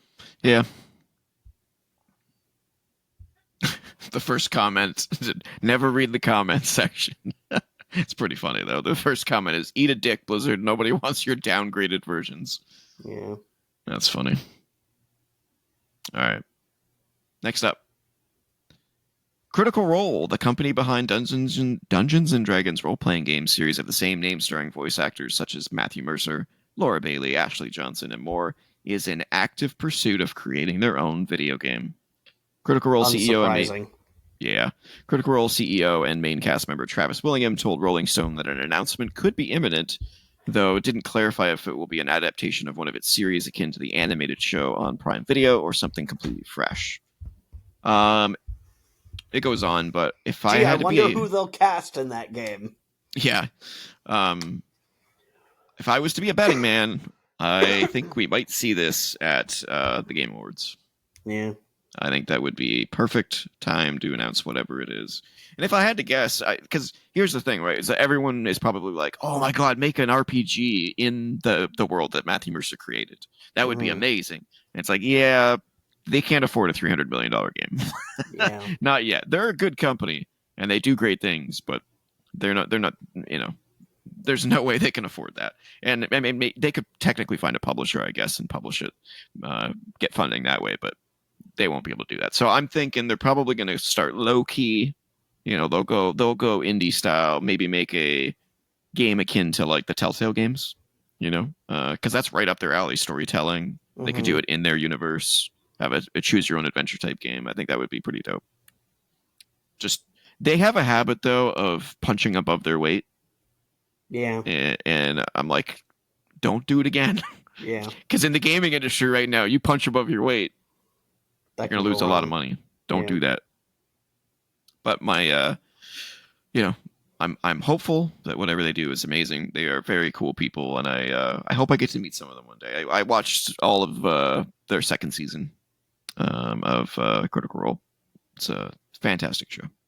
It's kind of funny that Travis Willingham and Laura Bailey got married because I remember the first place I heard but either one of them was in the English dub for an anime series called Full Metal Alchemist, and Yeah.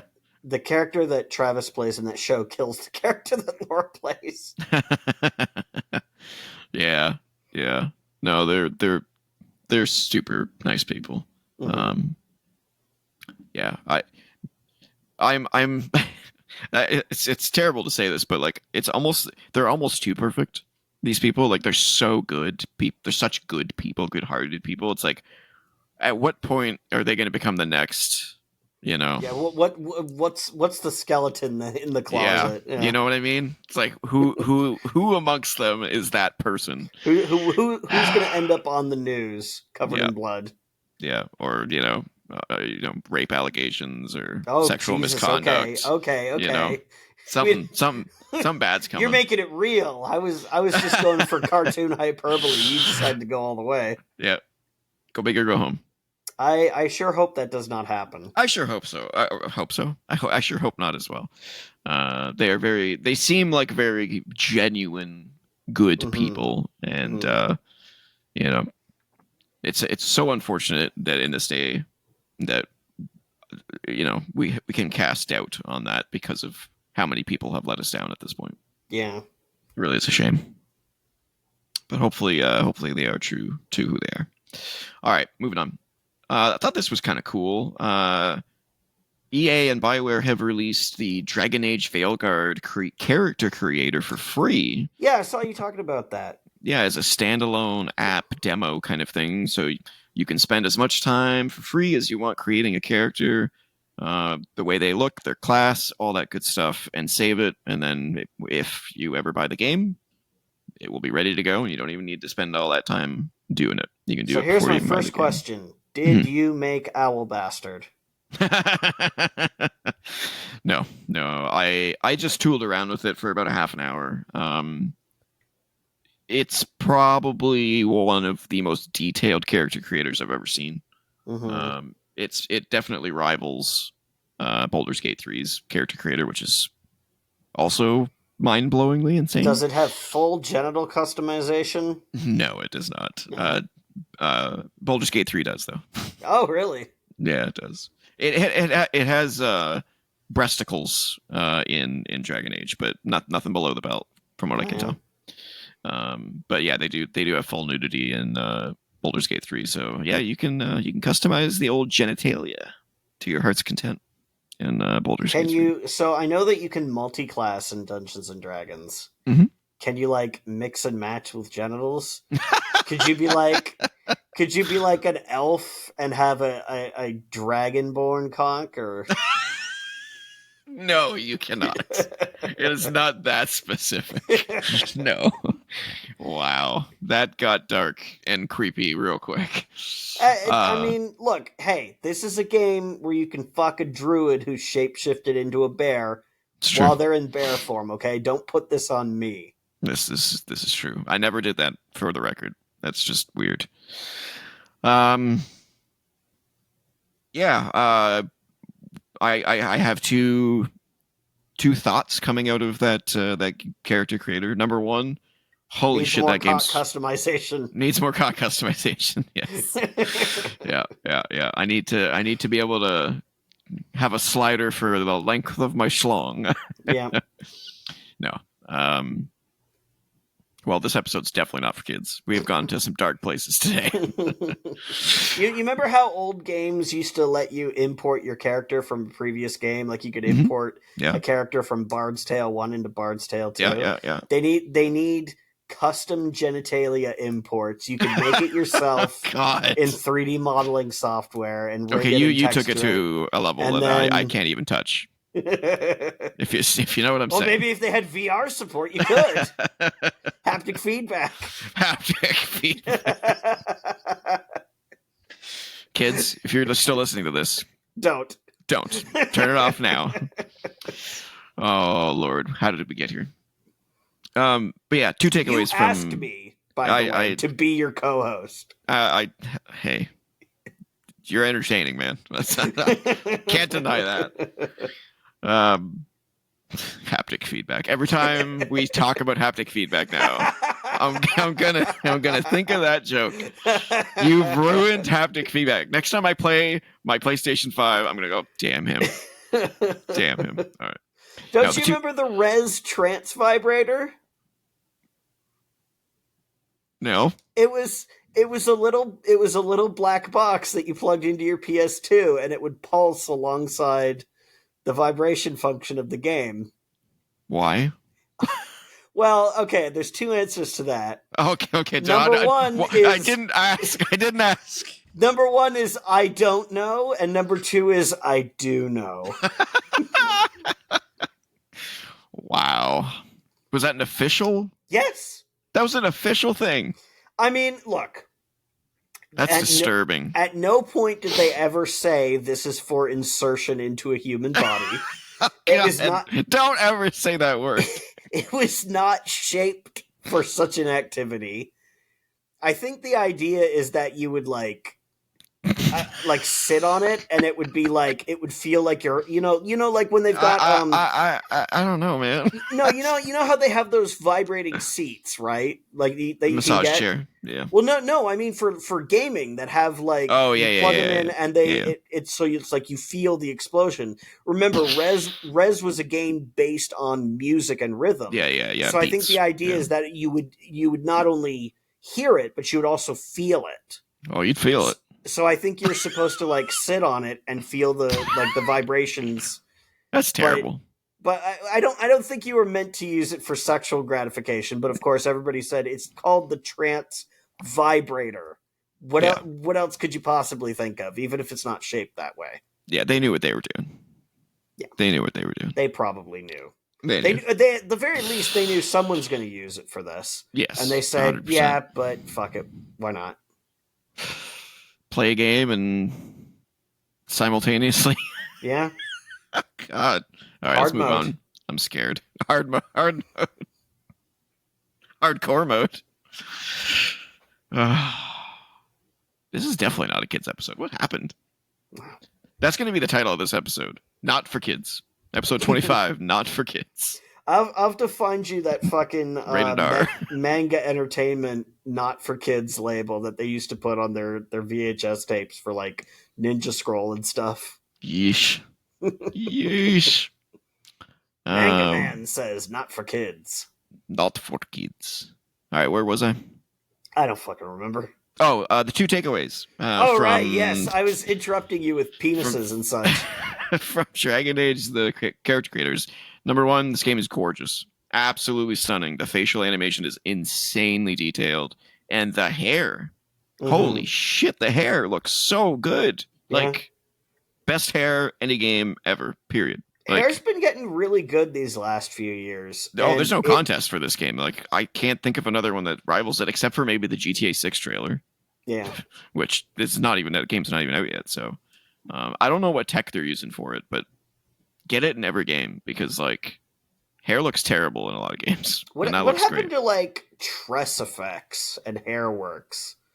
That was a thing for a while. Those that hair middleware that was being hawked for games. Like, I remember The Witcher 3 had support for one of them. And one of the Tomb Raider games had support for it as well, but it was like really demanding, so a lot of people didn't use it. Yeah, no, I literally can't think of a better game that has done hair better than Dragon Age. So, yeah, I'm a little disappointed that there's only 3 classes in the game. I didn't know that, so that was a little disheartening. But maybe but I mean, at a certain level, it's always 3 classes, isn't it? It's you're fast, you hit hard, or you use magic. yeah, they basically had a warrior, a mage, and Rogue. was it a rogue? It was like a Rogue. ranger rogue Rogue, kind of thief, thing. whatever. Yeah, but Your like fast class, your strong class, and your magic class. yeah, but like Baldur's Gate had like 11 classes. Yeah. It's like something like that. I don't know, but anyway, I'm sure it's a great game. I can't wait to play it, especially after seeing how gorgeous that game is. Holy crap, it's unreal. All right, next up, Kingdom Come Deliverance 2 release date moved forward. It is coming 1 week early on February 4th, 2025. Huh. I wonder why. Are they trying to avoid launching alongside something else? It's a good question. What's coming out the week after? Nothing to my understanding, unless they know something we don't. Let's see, February 4th, so that would be...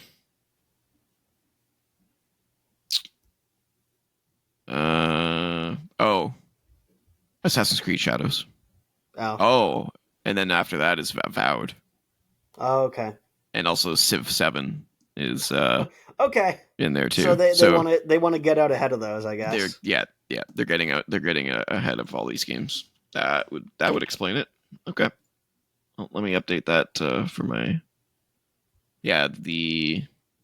So it would be Kingdom Come Deliverance 2 on the 4th, Civ 7 on the 11th, Assassin's Creed Shadows on the 14th, and Avowed on the 18th. Big month. Yeah. Big month. Smart decision. All right. Our last piece of news is strange and requires 3 articles, two from IGN and one from True Achievements. So this is all regarding Xbox Game Pass and Xbox Store. So the first piece here is the Xbox Game Pass lineup for December Wave 1, because now they're doing it in waves instead of just announcing it all at once. Wave 1 for December 2024 is announced. So these are what is coming to Game Pass. And here's what annoys me is that 2 of these games are coming in January, but they're being called part of Wave 1 of December. Okay, very weird. So Crash Team Racing Nitro Refueled coming to all Game Pass tiers 2 days ago. So it's already out. Yeah, Crash Team Racing is good. Yeah, that's the remake. I haven't played that one. I should play that. I haven't played it, but I've played the original. And yeah, man. Yeah, I heard it was really good back in the day. Yeah, I mean it was the play, like, it's like, oh, we want our Mario Kart. Mm-hmm. Well, guess what? You fucking got it in Crash Team Racing. Crash Team Racing is great. Yeah, it was actually. I think I've told you this before, but Electric Playground does a classic episode every Saturday. Mm-hmm. The last one they did had Crash Team Racing, the original PS1 review on it. Yeah. And they said it was. They said they liked it more than Mario Kart 64, which is sacrilege to me. But I mean, in some ways, I agree with them. Like there are some ways in which it's a better game. It came out after, so they were able to look at what Mario Kart did and say, okay, we can do this better. It has the benefit of hindsight, but it's really good. Yeah, so I'll play the remake and add it to the hundreds of other games that I still need to catch up on. Yeah. Being added to Game Pass Core, which is the cheapest one. It's the one that doesn't get you access to the library. It's just like a tiny, 13 games library. They are adding DayZ and Goat Simulator. I have something to say about DayZ later. Oh, yeah? Yes. What? No, it's for our for later. Of the week. Oh, interesting.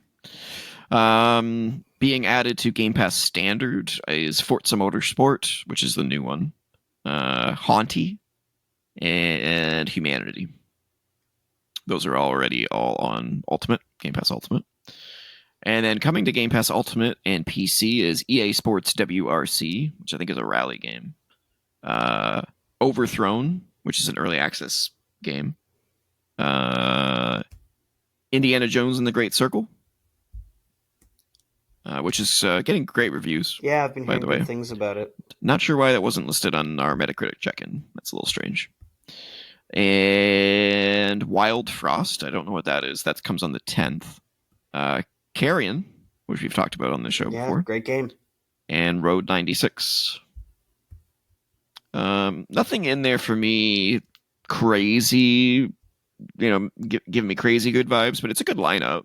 But I will be checking out Crash Team Racing, Overthrown, Indiana Jones, and maybe Wild Frost, depending on what it is. I So don't know what it most of the is. games listed. About half of them.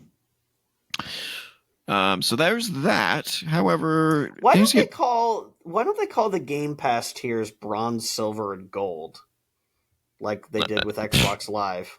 I don't know. Would that just be too easy and convenient? I mean, as we've established on the show many times, Xbox's naming conventions for anything are Microsoft's awful. naming conventions for anything are awful. Yeah, they are. They're truly, truly awful. Okay. Here's where things get strange. Xbox is delisting a bunch of games, and there's a bunch leaving Xbox Game Pass, which includes some of the ones that are being delisted. So these are the following games. So hold on. When you're saying they're being delisted, that means you can't even purchase them digitally? Can't even purchase them. They're just going away. Yeah. So here are the games that are leaving Game Pass specifically. These are not the delistings. I will separate the delistings in a moment. Okay. So these are the games leaving Game Pass. Amnesia: The Bunker, which is the newest Amnesia game, which I played a good chunk of, and it's actually pretty fucking scary.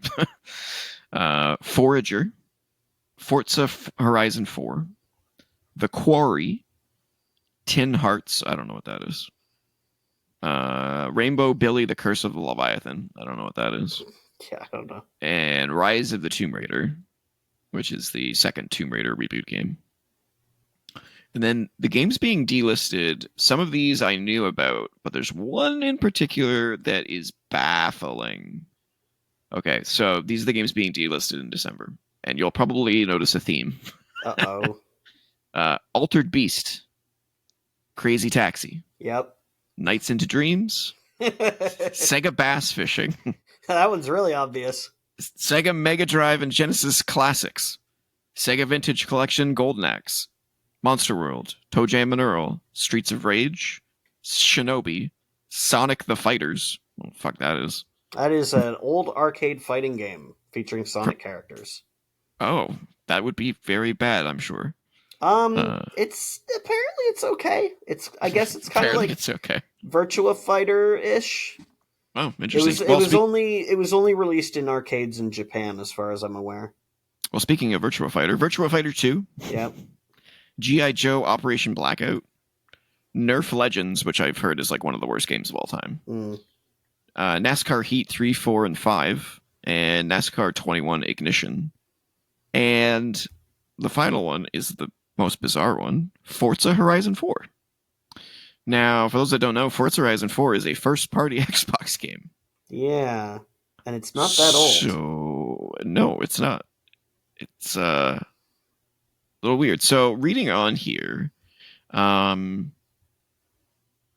last month Sega announced all of those delistings, which I think, if I remember correctly, they're doing because they're probably going to re-release them in some sort of new collection, I'm assuming.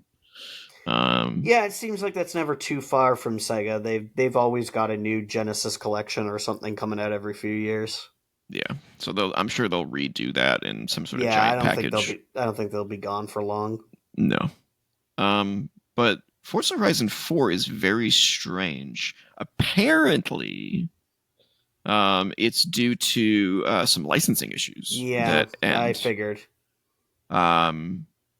Which I don't understand. Why is there a license for this game? It's not like the game changes over time. So why is it not a perpetual or like a 25-year license?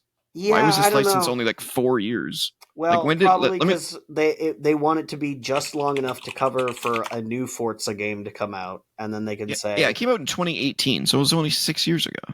Yeah. So there's a new one coming out, so they'll just be like, well, no... Well, 5's already out. 5's been out for a while. Yeah. So Yeah, why pay more for a longer term license if you know you're going to be replacing it with a new game in 4 or 5 years? That's bullshit. It's bullshit, but it's why. It's dumb. Yep, I agree. Um, really stupid. So your game's just going to disappear Yeah, essentially. Like this is the kind of stuff that anti-digital people are concerned about and why they don't want to go all digital. yeah, And I agree. Like this game is just it's basically get the game now or it's forever gone. It's like yep. what? That game's just not going to exist. So that the physical release of that game is probably going to be uh, going up in price Probably. because it's going to be the only way you can get it after December 15th. So I have a question. Yeah. What is the difference between Forza Horizon and Mm. Forza Motorsport? So Forza Horizon is the arcade kind of a racing game, whereas the Forza Motorsport games are like the sim. It's like Gran Turismo. Oh, so it's basically like Gran Turismo versus like Daytona USA.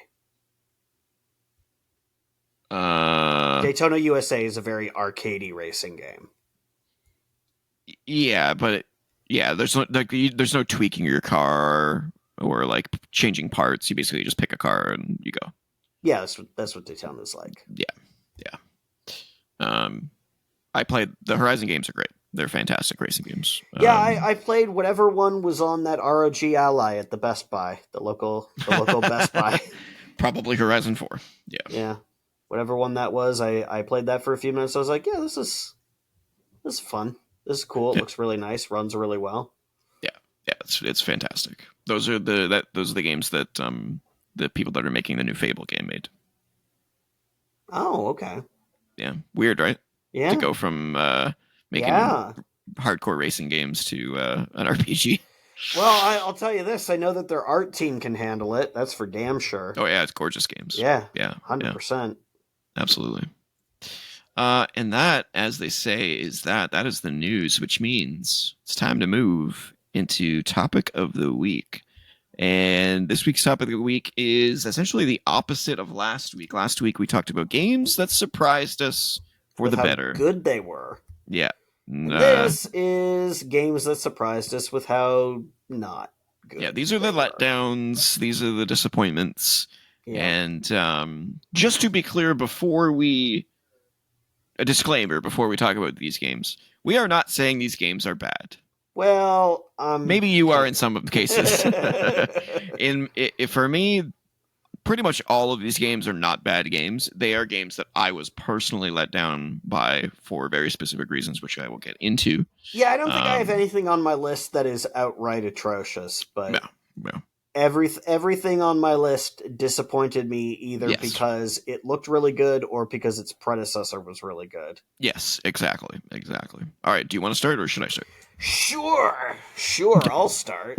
Go for it. So the first one I have, and this is why I mentioned I had something to say about DayZ, is Arma, which is the game that DayZ is Mm, based on, and is hmm. kind of the genesis for the battle royale craze. Yep, Because with Arma and subsequently with DayZ, you could just play online in a giant session with like 32 or 64 people or something, and just this yep. giant island map, and just it's a fucking free for all.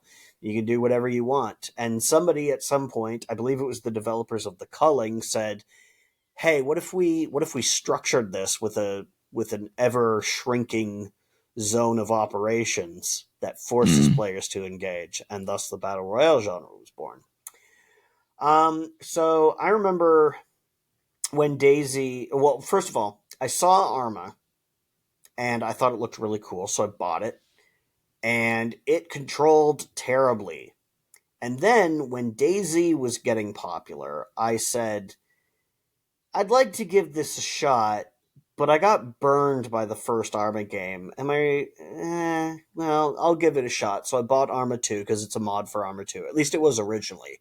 right. Now DayZ is its own separate thing, but back then Yes. it was a mod. Yep. So I bought Arma 2, and guess what? It controlled terribly as well. And there's an Arma 3 out now, isn't there? Yeah, and it looks really good. I look at the footage of it, it looks great, and I go, fool me Fool me once, once, fool me yeah. twice, but I don't care how good it is. I'm not buying it sight unseen again. I gotta have to play No. it before I... So, Give yeah. me a demo. Yeah. Yeah. It Bummer. sucks because, like, you can do some really cool stuff in those games, but the controls are dog shit. Yep. Yep. Yep. And it was hugely disappointing to me. Bummer. Yep. All right, I'll start off with one that I've talked about many times on the show, just to get it out of the way. Diablo 4. Yeah. I've said it. I've described why this game let me down before, but like Diablo 3 is one of my favorite games of all time. Yep. It's so perfect. Diablo 4, I looked forward to so much. Diablo 1, 2, and 3 are all great. Yeah, they're all great. Yeah, and they fucking rescued Diablo 3 from that auction house bullshit. They turned that game around in a year. Yeah, it was on our list of games that made big comebacks or something like that. I can't remember. We had an episode, a topic of the week where it was featured there. Yeah. But Diablo 4 is not a bad game. It's not terrible. It's just not what I want from Diablo. I don't need an always online component. I don't need it to be an open world where you can go anywhere. I love the fact that the previous Diablo games are like, you know what? You have to go to each area in order. You have to go from place to place to place. New town every time. Feels different.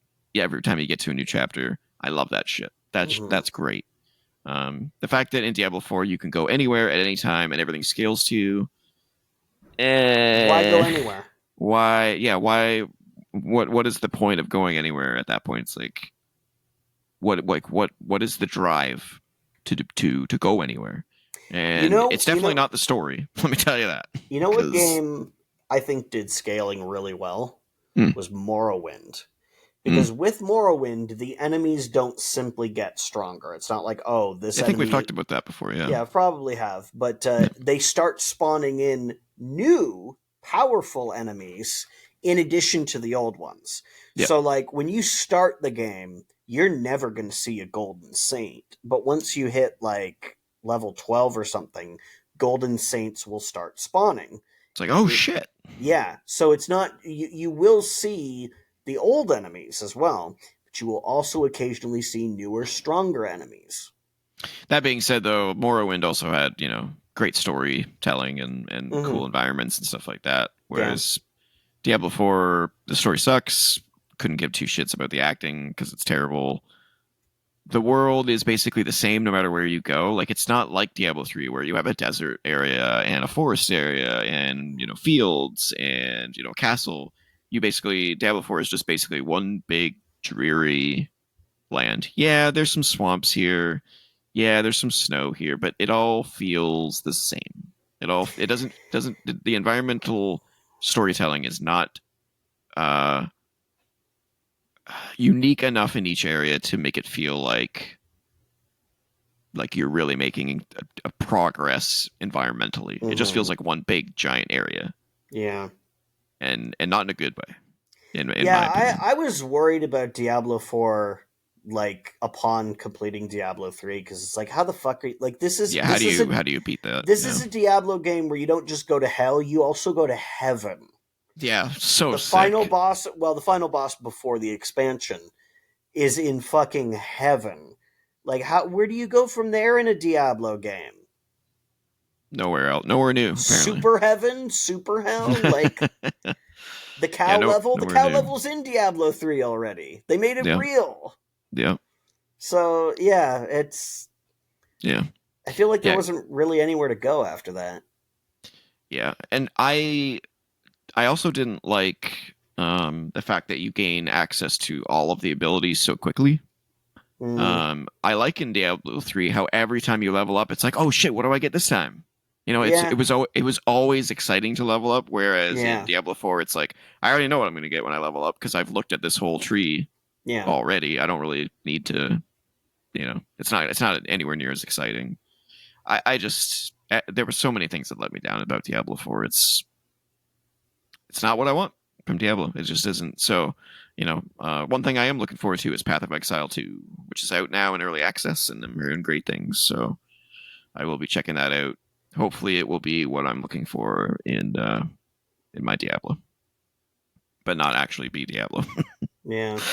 Man, I've tried looking elsewhere. Like I played Torchlight 2. I've talked about Yeah, this it's before, but not as good. it's not as good. No, it's not the same. No. Except for the music, which sounds like it was stolen from Diablo because they Yeah. got the guy who composed the music Yeah. for Diablo to do the I Torchlight like the music. original Torchlight. Torchlight 1 is actually really good. Torchlight 2 and 3 tried to branch out and it just didn't work. Especially Torchlight 3, it's awful. I've only played Torchlight 2 and it wasn't hit. I tried it, man, but it just wasn't hitting for me. No. I tried Path of Exile 1 and I was just too late to the party. By the time I got to it, the game had already had like 18 expansions and it's basically like the Diablo 2 equivalent rather than the Diablo 3 equivalent. So it felt old by the time I got to it. I mean, I still like Diablo 2, but yeah, I get what you mean. Yeah, it just felt old. So, I'm hoping Path of Exile 2 is going to be a great alternative to Diablo 4. Yeah. All right, what's your next one? My next one is titled very similarly to my first one. It's in fact only a single letter difference. And that is ARMS. Oh, you didn't like ARMS, eh? I wanted to like ARMS. Yeah. I really did, but I took the Joy-Cons and I threw a punch and I hated it. Yeah. I hated it because it has to feel a very specific way and it didn't feel good to me. There's too much of a delay between when you swing the Joy-Con and when the punch comes out. Getting your fist to come back, there's too much of a delay. It's not quite there. It just didn't feel good to me. I love the concept, but it just wasn't working. And I know you can play with the buttons, but what's the fucking point? No. The whole point of that game is that you use the motion controls. If I want to use the buttons, I'll just play Punch-Out on the NES. It's actually kind of funny thinking about that when they launched the Switch. They kind of launched it as like a Wii successor by like really pushing the Joy-Cons. Yeah. And then by the end of the Switch's lifespan, they were like, no. Well, I mean, it's... The fad is over. Yeah. There are a few reasons. The Joy-Cons aren't as capable as the Wii controller. There are some features that they lack. Now, for a lot of games, you can more or less reproduce that. Like Metroid Prime Remastered has motion controls like the Wii version of Metroid Prime, and it feels very, very... Because I have the Wii version of Metroid Prime. Me too. It feels very, very similar using the Joy-Con motion controls on Remastered. It's very, very similar. But for stuff that requires like the pointer specifically, with the IR sensor bar and which is actually an emitter bar, the sensor is on the Wii remote itself, but not quite as accurate. Yeah, without that, it loses a sort of another point of data to track its location from. Yeah, I completely forgot about that thing on the Wii. That's funny. Yeah. And so maybe they just found it harder to make games utilizing motion controls without that extra, point of reference. Or maybe they just ran out of ideas for them after the Wii. Yeah. I mean, I feel like when pretty much the entire library of the Wii is motion controlled, you probably burned through all the ideas. Yeah. So. Yeah, I played the demo for ARMS and I was like, this is fine. But, when I think about first-party Nintendo, ARMS doesn't come to mind very, very often. Yeah. Interesting. That's a good pick. Yeah. I like when we talk about something new. Dude, I wanted to like that game so bad. Me too. I really did, but it just did not feel good to me. I like the character designs though. I like the one who has her pigtails as the boxing gloves. That's fun. I do find it telling that the ARMS characters are not fighters in Super Smash Bros. Ultimate though. Well, there is one, but it's a DLC character. Oh, is it? Yeah. Oh, I didn't know that. Okay. Yeah. Cool. But the fact that there wasn't an ARMS character there from the get-go was like... Didn't they have Splatoon right there from the get-go? Yeah, the painters, yes, I believe they did. Yeah. Yes. Yeah. So I guess that was their their big new character. Splatoon Took is a over. hit. It's very popular in Japan. Oh yeah, it's huge. Yeah. All right. My second one. Let's see. I'm gonna go with Burnout 4. So Burnout 3 Takedown is definitely my favorite racing game of all time. Yeah, it's as far as arcade racing so goes, it's awesome. It's the incredible. King. It's the king. There are definitely some amazing arcade racers that I love. Oh yeah, almost as equally. I love Blur. I love. There are a lot of great arcade racers. Just period. It's a type of game it is very well suited to just pick up and play. No need for super fancy realistic physics or tuning or anything. And that's why I love it. It's super easy to use, super fun. Jump in and go. Yeah. Which really annoys me that arcade racers are basically like non-existent last 2 generations, like PS4, PS5. There's basically nothing. It sucks. There was a couple here and there, like Onrush was one that was really fun. Yeah, like those games need to that genre needs to make a comeback real badly. Yeah. But Burnout 4, I was looking super forward to because me and my buddy had logged countless hours on Burnout 3 Takedown, and when we knew there was a sequel, we were like, holy shit.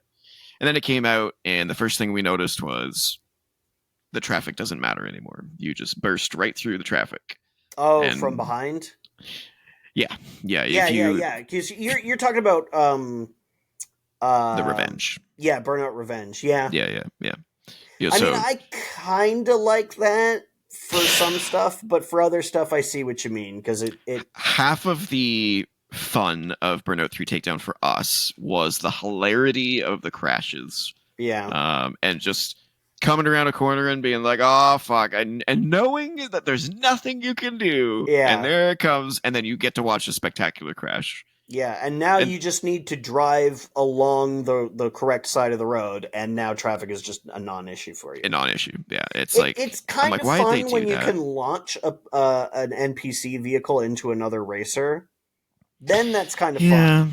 But I see what you mean. I hated that trade-off. I was like, It's not worth it overall. It wasn't worth it. No, it was a bad call, in my opinion. Or they could have had a mode. Yeah. A specific race type where that's the case. Yeah. Maybe every NPC you hit from behind gives you a speed boost or something like that. They could do that. But I just thought it was a bad call. We played it a couple times and then we went back to Takedown. Yeah. Because Takedown's so good. Yeah. So that was a little disappointing. Obviously, it was even more disappointing though that that Criterion got moved to Need for Speed, and I really wish I knew who played those Need for Speed games, because I play them and I'm like, this is not anywhere near as good as Burnout. Why do these games still exist? Yeah, I don't know. EA really did not know what to do with a studio like Criterion, so talented, and what do you do with that talent? In theory, giving them to Need for Speed was a great idea, but something changed when they did that swap over. It was almost like they didn't allow them to go full arcade. And they probably said you got to make it like the old ones were, instead of just letting them do their thing to it. Yeah. And the crash physics went away too. Yeah. Because they were using real cars, so they couldn't do the super crazy damage and stuff. The car companies don't want to see their vehicles messed up. Yeah. Terrible decisions. Terrible decisions. But yeah, Burnout 4. Definitely up there with big disappointments. All right, what's your next one? My next one is Red Dead Redemption 2. Yes! Please tell me you hate this game. Well, here's the problem. I've never even played this game. You want to know why? Oh, is it something to do with a launcher or something? It's because they want you to have a Rockstar account and sign in to play the single player mode. Now, and let me be clear about this. I have a Rockstar account. I made one so that I could play Red Dead Redemption 1 online, which you needed to do, even on the 360. And I was like, I hate doing this shit, but I get it. It's for your games, your whatever. Fine. Red Dead Redemption 2 wanted me to have that to play single player, and I said, absolutely fucking not. Yeah. Yeah. I don't care if I already have one and I could just put in the credentials. I do not want to give in to that shit. So I fucking refunded the game, and as a result, I've never played it. I've never been past the login screen. That's And hilarious. I love Red Dead Redemption 1. That's one of my Mhm. favorite games. It's awesome. Yep. Yeah, me And too. It's great. Red Dead Redemption 2 looks really fun to me as well. That looks like a game I could really get into. I do not want to have to fucking sign in. I don't want to check in with my fucking parole officer to play a single player game. Yeah, I don't blame you on that one. The only reason that one didn't bug me was because I played it on PlayStation, and once you sign into your Rockstar account on PlayStation, it carries over to any other Rockstar game. So it didn't even ask me to sign in. Oh, okay. It just associates your Rockstar account with your With your PlayStation PSN ID. account, yeah. Yeah. So it didn't happen to me. So I didn't even know that was the case. Yep. Which is absurd. Yep. So I fucking refunded the game, and I was just like, I guess I'm not going to play that. I will say you dodged a bullet because that game sucks. I Really? think that game is so overrated. It's unreal to me. Red Dead Redemption 1 is phenomenal. Mhm. Phenomenal story, phenomenal characters, phenomenal ending, so much gameplay variety. I will say, the shooting is not amazing. It's not great. Yeah. It's rough. But they've got the Deadeye to kind of compensate for that. Exactly. And it's an older game, so whatever. It is what it is, right? You get to Red Dead Redemption 2 and you're thinking, "Oh man, they've solved every problem Red Dead Redemption had and made it 10 times better." Nope. It's gone back a step. The story is so boring. Well, it is so bad. The problem there is that that's a prequel. It's not even that makes it boring. It's really, really cool concept that was it Marston? Mm-hmm. Marston? It's very cool that Marston is a part of your gang, and you get to sort of know Marston's background by association with what's the guy's name you play as? Arthur Morgan. Arthur Morgan. Very cool. Very cool concept. That is not the problem. The problem is the story is literally, if no one ever notices this, and I pointed out to people and they're like, "Yeah, I didn't see that." And I'm like, "How did you not see that? It was blatantly obvious." The whole game is the same gameplay loop over and over and over again from a story standpoint. The game starts off with you finding a place to have your gang set up shop, right? Mm-hmm. So you set up shop, and then you do a bunch of story missions, and then you're forced to move. So then then the story makes you move to a new shop, new place to set up shop. Yeah. And then you go through a bunch of story missions, and then guess what happens? They're kicking your ass out. They're kicking your ass out from that place, and then you have to find another one. This happens like 5 times. I mean, and I'm just like, that's not unrealistic for a group like that. But at the same time, it's boring. It's a video game. You don't have to make it realistic. Yeah, and at no point did I find myself caring about the characters. I found myself caring about the characters in Red Dead Redemption 1 10 times more. Mm-hmm. In Red Dead Redemption 2, I care about the characters like I care about characters in GTA. Yeah. Meaning you don't. They're all caricatures. They're all kind of scumbags. They're all scumbags. They're all they're all one-note characters. They have no depth. And that's part of what made John Marston so compelling in the previous game is that he used to be a scumbag, but he's turned over a new leaf and he's trying to do right. And that doesn't seem to be to set a good example for his son and to kind of. I mean, the game is called Red Dead Redemption. Yes. Yeah. I beat it. Well, actually, no, that's not true. I got to the point. Do you mind spoilers? Go for it. You'd probably be not surprised anyway. Like I said, it's a prequel, so we already kind of know what happens. That's true. Arthur Morgan dies. He contracts. Is it the plague? He's not in the previous game, so something had to have happened to him. No shit. I would know the name of the sickness that happened back then if I heard it. It was syphilis or consumption or.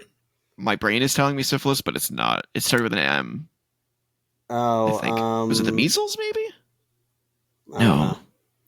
I'm gonna look it up because it's gonna kill me if I don't know what it is. It doesn't take place in Oregon or on the trail, so it couldn't be dysentery. No. He died from tuberculosis. Oh, tuberculosis. Yes, Yeah, that's yeah. consumption. Yeah, so he as the game progresses, you can see him coughing more and like Yeah, and you the don't blood know that starts he's sick. You don't know. Um you get to a point where he does get diagnosed by a like doctor and or starts coughing up blood or something. yeah, and it seems to get worse as the game goes on and eventually he's diagnosed with tuberculosis and Yeah. Yeah. and dies from it in a story scene. Yeah. And then you play as Marston for the end Okay. of the game, young Marston. Yeah. That's when I stopped because at that point the game was just like it just felt like nothing paid off. It felt Yeah. like the story was so boring. I was just not into it. And then on top of that, I haven't even got to the gameplay part. The gameplay was not improved at all. In fact, it's recessed Really? quite a bit. The shooting, I actually think is worse Huh. than Red Dead Redemption 1, which is hard to fathom because it was pretty bad. They still have the Deadeye system, but it's like in 2024 or whatever year that game came out, 2021, whatever it was. I should not be relying on the Deadeye system to shoot people. I'm sorry. Yeah. This is stupid. By the way, for anyone who hasn't played Red Dead Redemption, Deadeye is basically bullet time. It slows time down for you to and you aim mark better. a bunch of enemies, and then it goes pum, pum, pum, pum, pum. Yeah, you upgrade it, and then you can mark enemies, and then let it go, and then it just automatically shoots them, like which is trick really shots. cool. But I was hoping it was going to evolve the gunplay in the sequel, and it didn't. It was like exactly the same. Mm-hmm. That being said, there are things that it does better than any game I've ever played in my entire life. You mean horse testicle physics? Sure. Yes, that's true. That is in the game. I did notice that, sadly. But immersiveness. There is no game I've ever played that is more immersive than this game.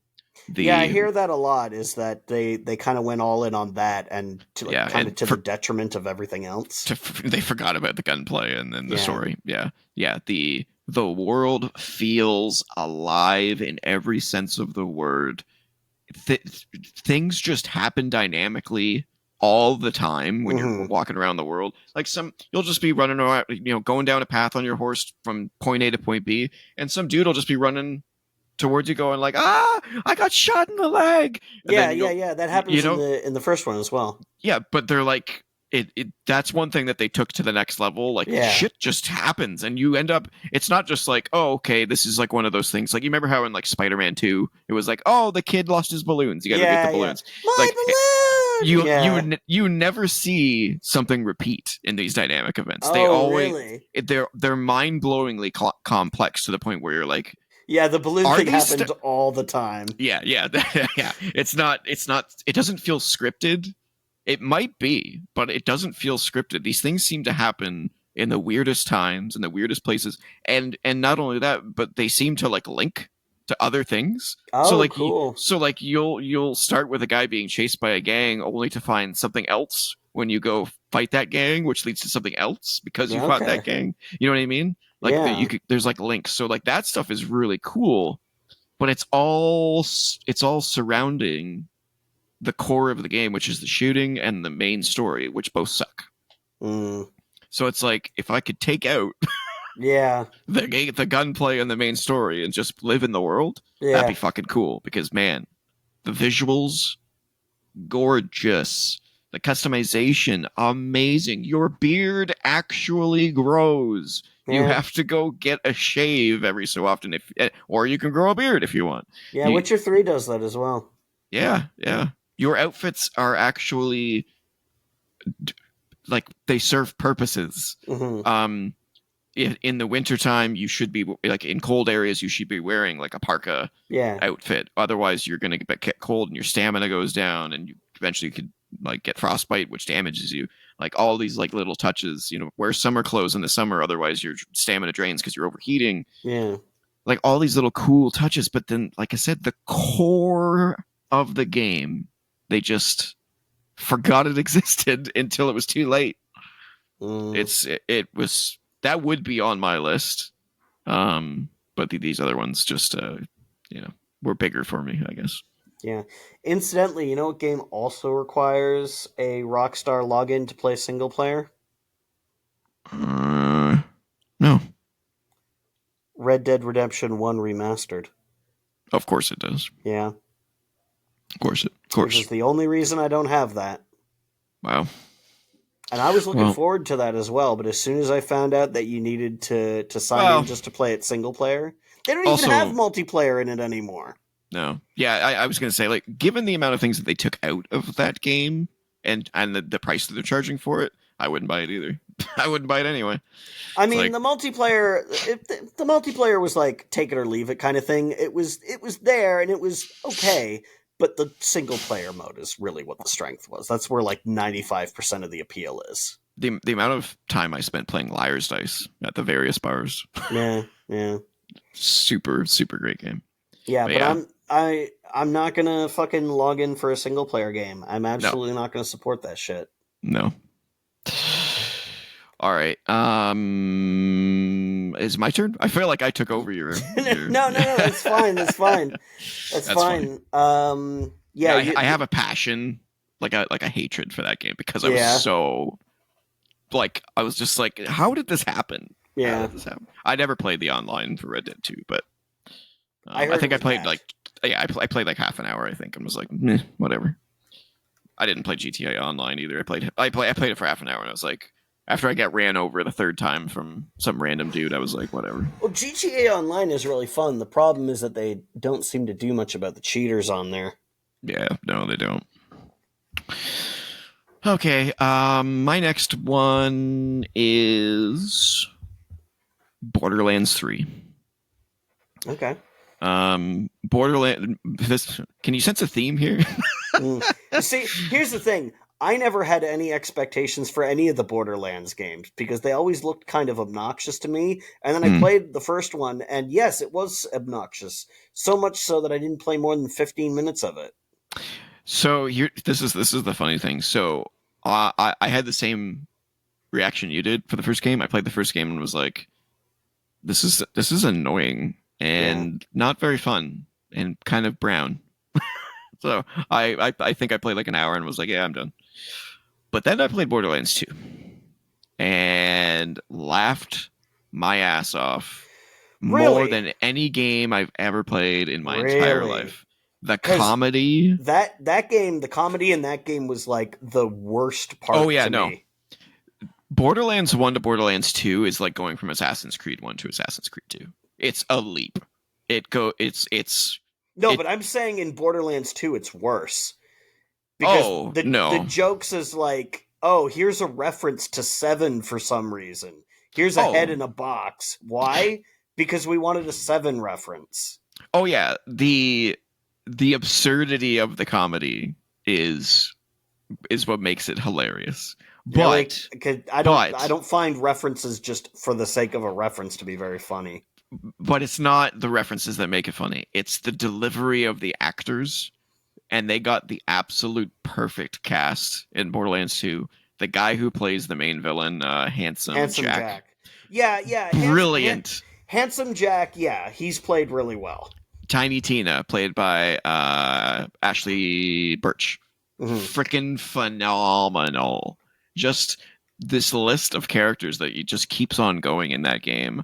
Uh, Ellie, amazing. Just the I can't like my buddy and I played it full co-op through the whole game and bought all like 5 expansions and played it multiple times through with multiple classes. Like it's just I mean the gunplay is awesome and it's fun, but just to hear some of the jokes again, we just wanted to hear them again. The joke about the diamond pony. I mean, you won't know what I'm talking about. The people out there No. are just so funny. Loved Borderlands 2. One of my favorite games of all time as a co-op game. So Borderlands 3 comes out after the horrible pre-sequel game, which we won't even talk about. um, Borderlands 3 comes out and we're like, oh, this is it. We're finally going to get what we've been asking for. And completely new cast. They have some returning characters, but they're all the ones that didn't hit in Borderlands 2. And the gameplay is pretty much the same, but you get 2 action skills instead of 1, which is cool. But the main attraction of Borderlands 2 was the cast was so perfect. The writing was so perfect. The hilarity was so perfect. And Borderlands 3, none of that is nailed. Absolutely none of it. I've tried to play it maybe 3 or 4 times, and I get various distances through that game, and I just go, this sucks compared to Borderlands 2. Like, it sucks. It's not good. And then I go back and play Borderlands 2, and I'm like, oh, it's like putting on a comfortable shoe. It's like, oh, God, yeah, this was so funny. This was so good. I could play that game 1,000 times and I love it every time. But Borderlands 3 just, it doesn't hit. It doesn't hit, which makes me very scared for the impending Borderlands 4 reveal, which I'm sure is going to happen at the Game Awards. Because I just, they really have to go back to that cast and bring back everybody from that cast and do an actual sequel rather than try to. What they tried to do basically with Borderlands 3 was like grow the universe, grow the world, expand it with new characters and all this kind of stuff. And it's like, that's not what made Borderlands 2 great. No one gives a shit about the world of Borderlands.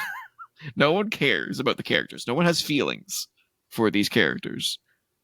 What's great about the story is that it's fucking hilarious and absurd and bonkers crazy. Which is why the best DLC for that game was Tiny Tina's Assault on Dragon Keep, which was the whole DLC was basically Tiny Tina, the girl that is played by Ashley Birch, running a D&D like game with 3 of the characters from Borderlands 2. And she's telling the story. She's the DM of the story. So your character in the story is a D&D is a D&D character in the story that she's telling. Yeah. And when she changes something as the DM, it changes in the world. Yeah. So, you enter in and it's this castle and it looks wonderful. And she's like, you know what? No, it's a poo-filled like dumpster fire thing, and things just change right in front of you. So like it goes from night to dark. All of a sudden there's it just all this shit changes right in front of you. It's so absurd. And it's so funny because she's narrating the entire time. Mm-hmm. It's Borderlands 2 is magic. And I think I've said this before, not on the show, but I've said this to my buddy who I played Borderlands 2 with. I'm like, I think that company got lucky. Yeah. Because Borderlands 1 sucked. I mean, it didn't suck because I went back and played it after Borderlands 2 and I was like, oh, okay, this isn't bad. It's not terrible. Borderlands 2 is amazing. Borderlands 3, Borderlands pre-sequel, Borderlands movie, garbage.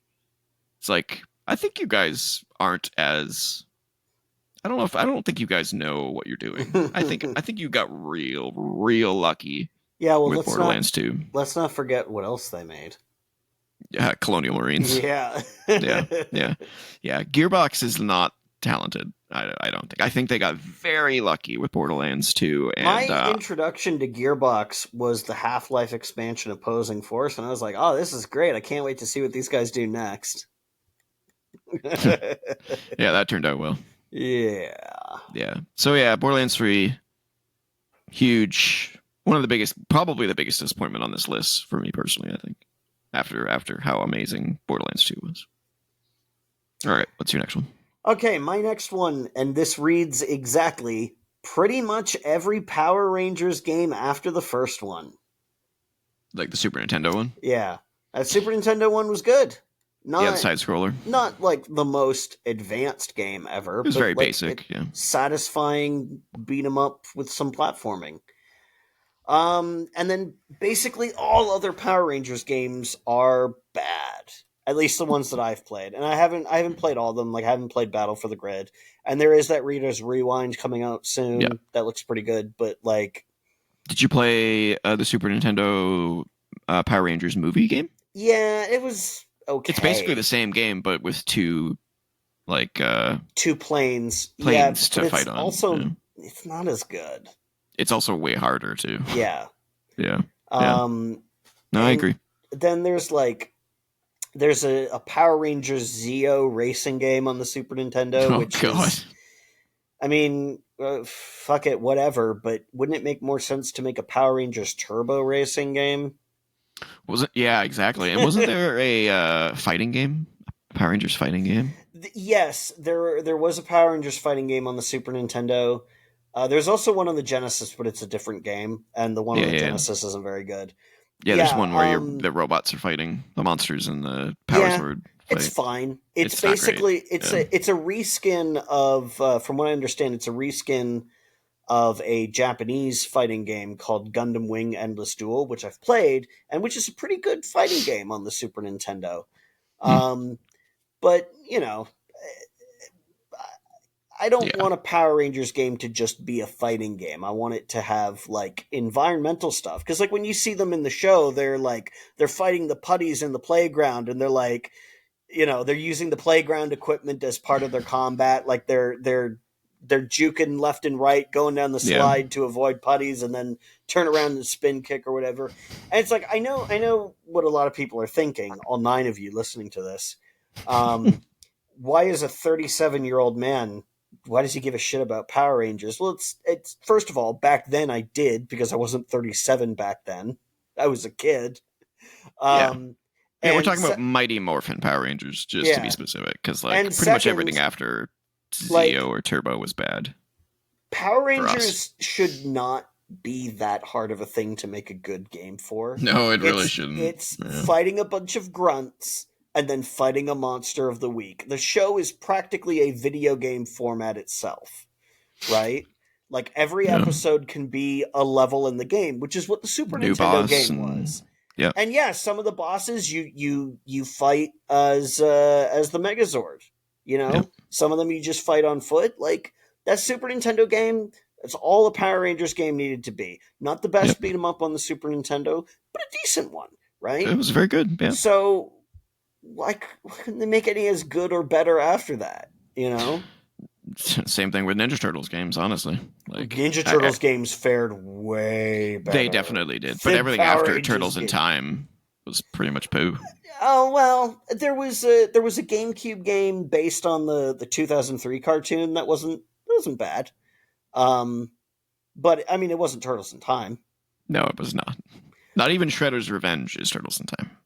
Yeah, that's true. Shredder's Revenge is decent, but it doesn't have the good music. So it's fine music, but it's not Turtles in Time music.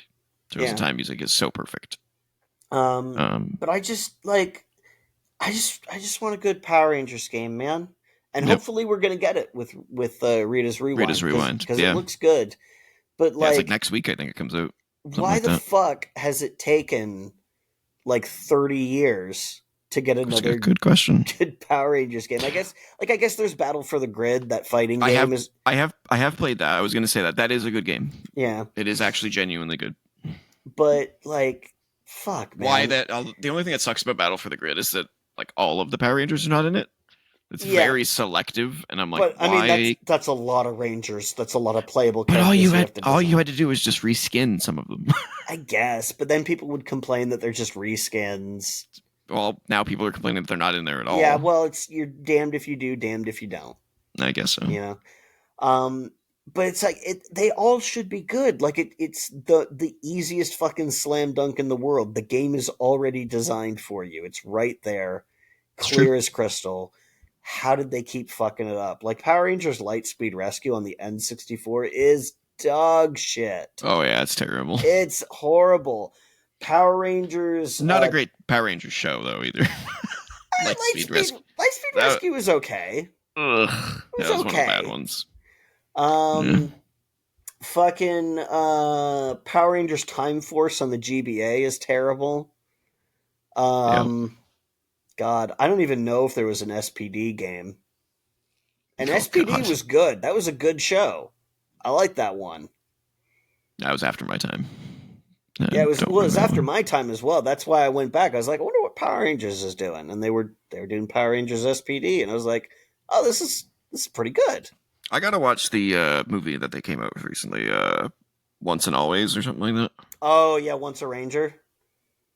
No, I think it's Once and Always, isn't it? Well, whatever it is, I Yeah, it's the one. It's the one that's like a Trini, yeah. So whatever the word. What's the word I'm looking for? Tribute. yeah, well, Trini tribute. my niece was really into Power Rangers and like original Power Rangers, and I was really excited to show her that.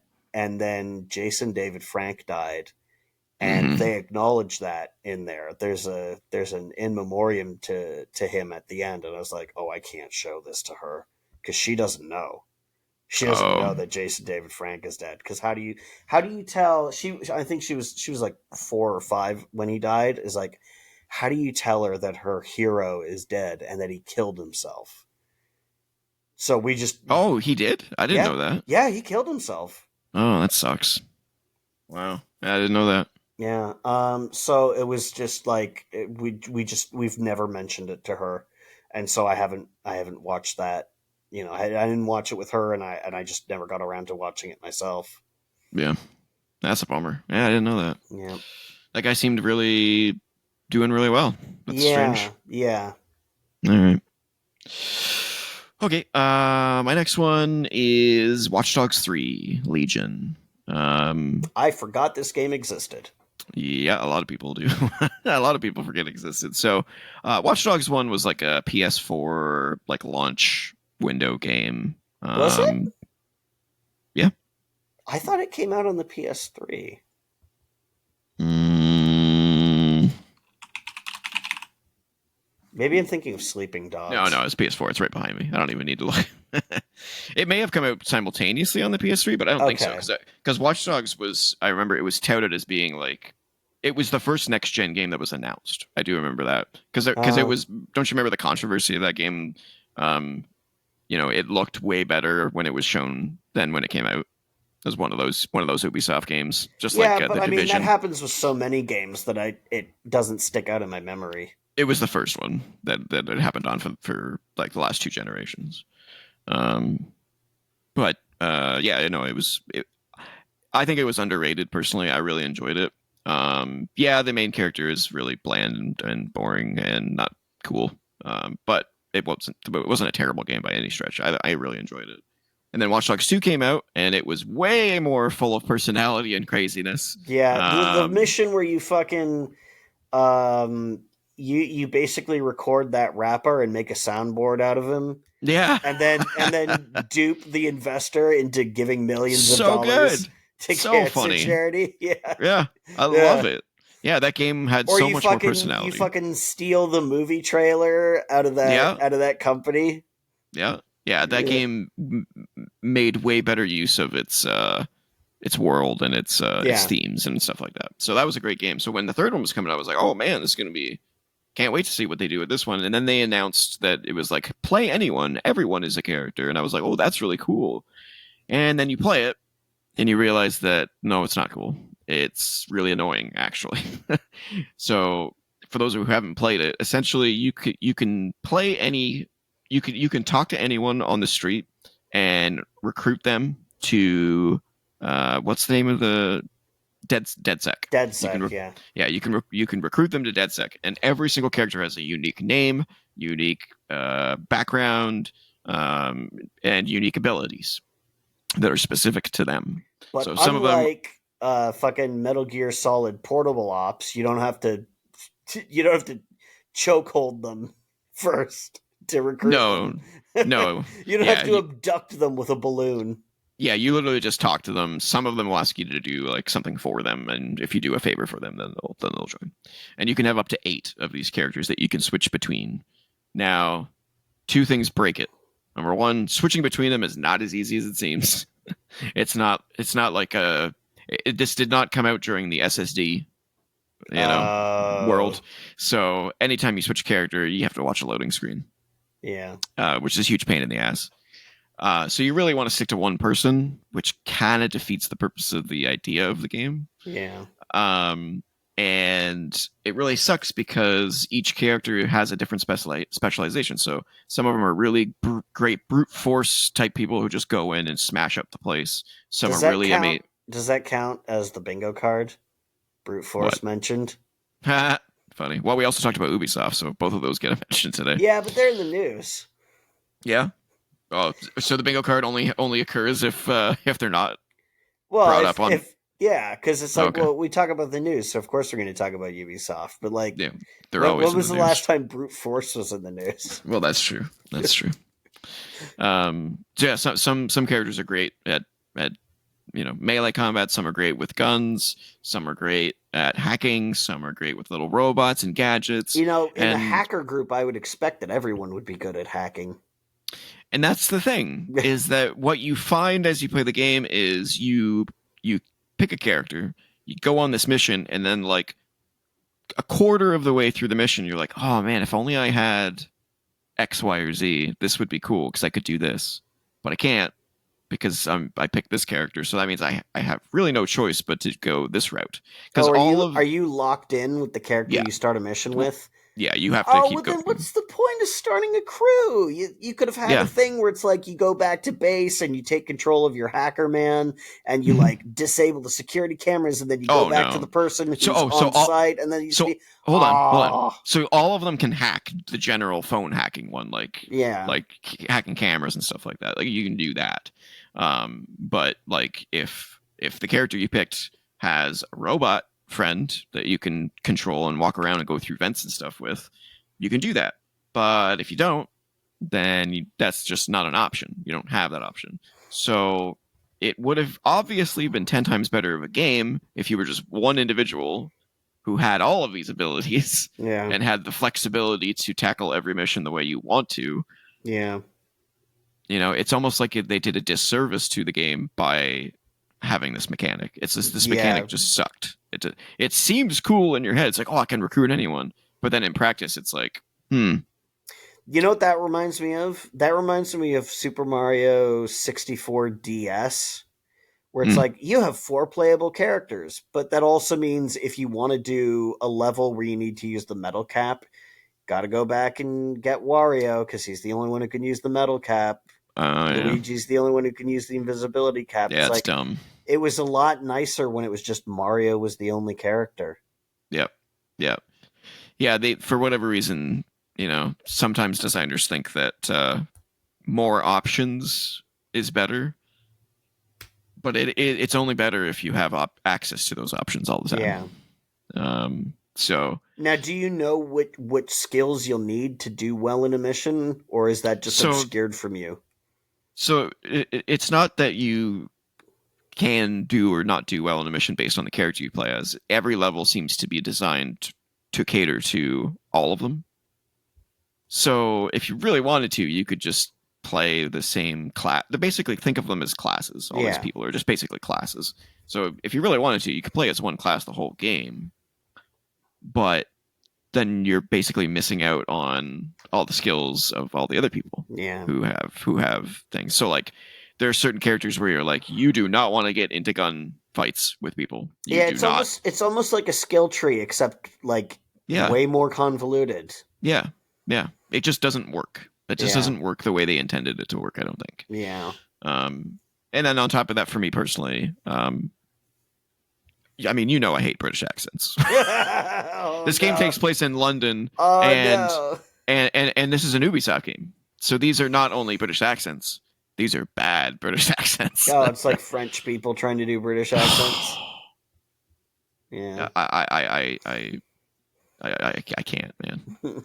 It's physically painful for me to play this game because of that alone. So there's that on top of it, and then there's this obvious thing which no one at the company realized, is that if all of your characters are these randomized random people, then do you really give a shit Yeah. about the character that you're playing?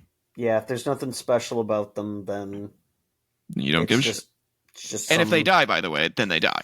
and you just can't use them anymore. You switch to another character and you But also, continue who on. cares? Because they're But they're just it's randomly generated NPCs that you recruited. exactly Yeah. the magic of that system does not get you to what's the way I want to say it? Like a good system, a good mechanic in a game will be good to the point where you don't even realize it's a mechanic. You Yeah. don't think of it as a mechanic. You It think just of it feels like a natural part of the experience. exactly. But in this case, the magic of that mechanic, you can see it all the time. Yeah. So these characters don't feel like real people. They feel like what you just said, just RNG. You know, Yeah, you they're hit random in a character creator and say yes, you just went with it. exactly. Their name was randomized, their bio was randomized, their skills were randomized, and here you go. It's Yeah. like that sucks. That's not what I'm looking for. So that was really Just keep disappointing. pulling the crank on the slot machine until you get a good one again. Yeah, They're yeah, exactly, disposable. right. Yeah, and I did that basically. I wandered around looking for people with the specific skills that I wanted to play as, and I'm like, and then I played it as that character for a while, and then I was like, yeah, but man, I really want to be able to shoot someone if I get caught stealthing. I Yeah. can't really do that. I can use a gun, but But like not well. his gun does this, because Is he's it, not a is it gun the thing where specialist. like the crosshair is really wide to Yeah, represent that his aim is bad? Yeah, no, yeah. no, no. It's more like he does this. Oh, so there's like actual wobbling around, like your Yeah, screen isn't yeah. His stabilized. Yeah. his his crosshair is moving constantly. It's Okay. like unless you have the gun specialist, in which case it's like a fucking third person shooter. Yeah. At Yeah. that point. Um, so and the first time I lost the character that I enjoyed playing as, I was like, Now I got great. to find another one. Now I got to find another one that suits me. And then and I just gave up. Yeah. I gave up after like 2 hours. I was like, no. Yeah. It sucks too because like the individual mechanics, very fun, Yeah. If you very have a cool. character who specializes in them, Yeah, yeah. you know, Like you the know, you know what it sounds like they should have done. They should have given you one character that can uh do all of these things, and the more uh you use them, the better the character gets at them. So at first you yeah, start out really shaky with guns, but the more you use guns, the steadier your aim gets. You yeah. know, You could do like that. a Yeah, character progression system. yeah. I mean, they did that in Watch Dogs 2. Basically, you had They skill they trees. they did that in GTA San Andreas. Uh-oh, is the cat misbehaving? He's very ornery the last Uh, 24 hours, and I'm not entirely sure why. He hissed at me yesterday. oh, I'm not. Yeah, not. He's done that once before, but it was my fault. I knew it was my okay. fault. But the hiss yesterday was like, Excuse me. "Excuse me, shove that attitude somewhere else, buddy." Yeah. Yeah. He's an amazing cat. He's really nice. But I mean, cats get into moods sometimes. yes, yeah, yeah. I have to keep him in his place. Hmm. Yeah, I know. Yeah. He's giving me the The look. the look. Yes. I let him upstairs the other day. He goes upstairs all the time, and we put up the Christmas tree, Okay. and this was his first encounter with a Christmas tree. Oh. And so we were watching him because we were like, I don't know. He's not a cat that jumps up on things, Hmm. because when I first got him, he was a cat that jumped up on things, And and you I had was to immediately discourage that behavior. yeah, I was immediately on him.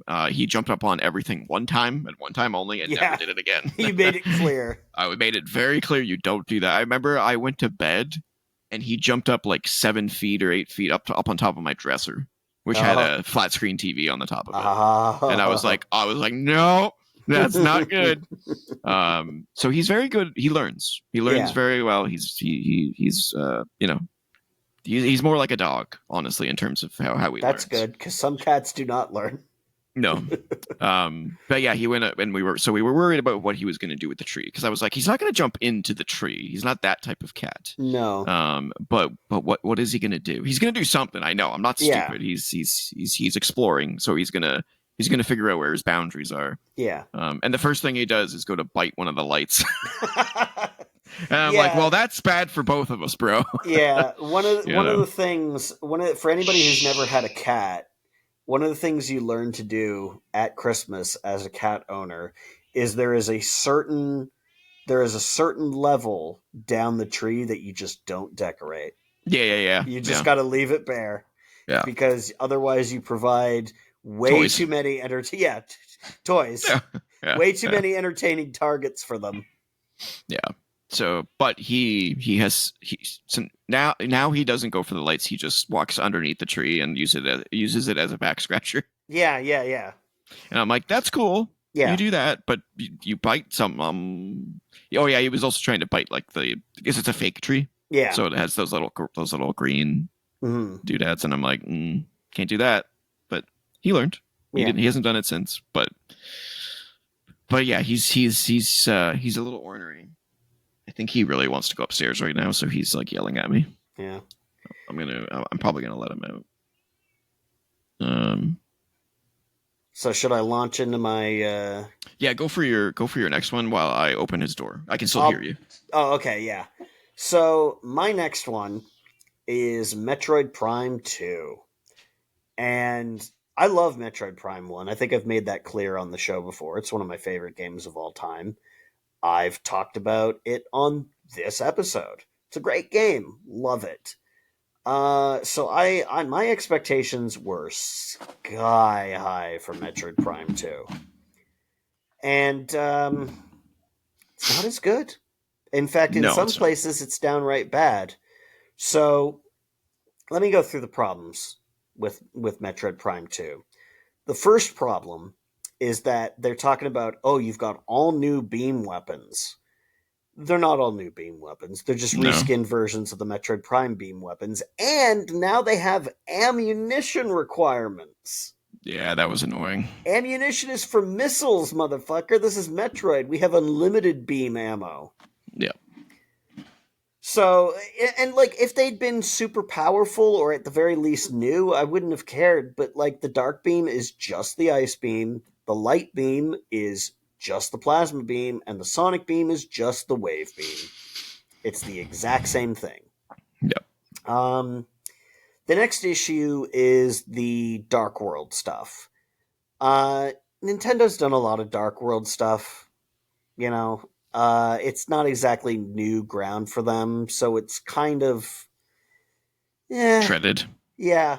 Now, with that said, a Dark World could be cool if it's done right. Like Silent Hill, great Dark World. It's like, oh, you have this scary game. This is the light world? Oh, yeah, this is the light world. You want to see what the dark world looks like? Oh, this shit's fucked. So, great example of a dark world, right? Link to the Past. Link to the Past. You know, one of their first games, might have been their first game to have a dark world. It was the first one I played that had it. Great. Uh, Ocarina of Time kind of has a dark world. It's the past and the future. Yeah. But it's sort of dark because that's where Ganon has won Yeah. until you beat him and fix that shit. But it is more of a child Link era and adult Link era. But with Metroid Prime 2, they didn't really do anything all that radical or different with the Dark World. It just looks shittier and you lose health. You know, the air is poison, which Yeah. was like, it was a neat mechanic for a few minutes and then it just became kind of tiring. Yeah. It made the game more difficult than it needed to be as well. It was kind of just annoying. Yeah, and the other thing that I hated is there are places where you need to go into the dark world to get past things. Like there'll be like a collapsed hallway in the light world, so you have to go into the dark world where the hallway is clear, and then back into the light world to get to the other side. But you can't just shift anywhere. There are specific points where you can shift. And so if you're trying to go somewhere and you realize, oh, fuck, I'm in the light world. I can't get there from here. Now you got to go all the way back to one of those points where you could go into the dark world and then back to the place that was blocked before and then go through it. It's just, it like, backtracking is a thing that exists in Metroid games. That's fine, Mm-hmm. but you have to make the backtracking bearable in order Yeah. for it to be fine. Or interesting. Yeah, and in Metroid Prime 2, they just basically make the backtracking twice as complicated by by incorporating the Dark World into it. It's a slog. And finally, in the original version of the game, at least, there's a game-breaking bug that I triggered. And that was fucking frustrating. Also, there's not really much else for me to talk about that. There's also bosses that have to be fought in morph ball form. Oh, yeah, that's annoying. And, like, I respect the idea, but morph ball form just doesn't let you do enough to make it interesting. Like maybe one boss you fight in morph ball form, or a boss where you use the morph ball as part of the battle. There's that plant in Metroid Prime 1. It's one of the first big bosses in the game where you have to go into morph ball mode to deliver a bomb inside of it. That's fine. That's a good way to incorporate the morph ball. But like the Spider Guardian and the Boost Guardian, where you just fight them entirely in morph ball form, you just don't have enough variety. That's a maneuverability form. Yeah. It's not meant for like general purpose combat.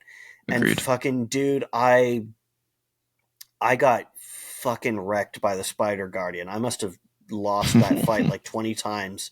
Yep. And then I just put the game down, and I came back to it a year later, and guess what? Beat it on the first try.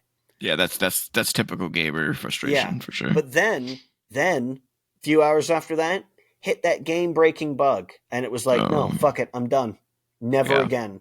Like, especially for a Nintendo game, that's odd. Yeah, it's odd, and it like the Metroid Prime 2 isn't good enough of a game for me to start over from the beginning. No, I agree. It's a worse version of Prime 1. It just isn't as good. Now, I do know that some people left the team after Prime 1, so maybe they were the ones who made it work. But like Prime 2 was just... It was a lot better in the Prime trilogy on Wii. Well, yeah, but it's like still got the fundamental problems. Yeah, it's still not. It's still the weakest of the Metroid Prime games for sure. Yeah. So, and as for Prime 3, like it's better. I love Prime 3. I don't like it as much as Prime 1. It's okay. I know I'm alone in that, and I also acknowledge that there is a very bad design choice in number 3 that prevented me from. It delayed me from getting through the game by like hours. I couldn't tell you where specifically, but there's a specific point in the game where you have to go.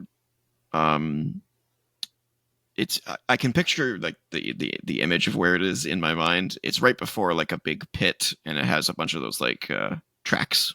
Okay. That you spin off of, and you don't when you're backtracking back from those tracks, you're supposed to see this like little hole in like you basically jump down, and then you take the tracks across, you do whatever you do over there, and then you come back from on those tracks, and then in the wall where you jumped down, like in the wall that you probably didn't even turn around and look at, there's supposed to be a hole in the wall that you turn into the morph ball and you go through, and that's how you progress further into the story. But it is so masked and poorly visually designed that I missed it like 17 times. I'm wandering around the world trying to figure out where the hell I'm supposed to go, and couldn't find it. And eventually I looked up a guide and was like, where the hell am I supposed to go?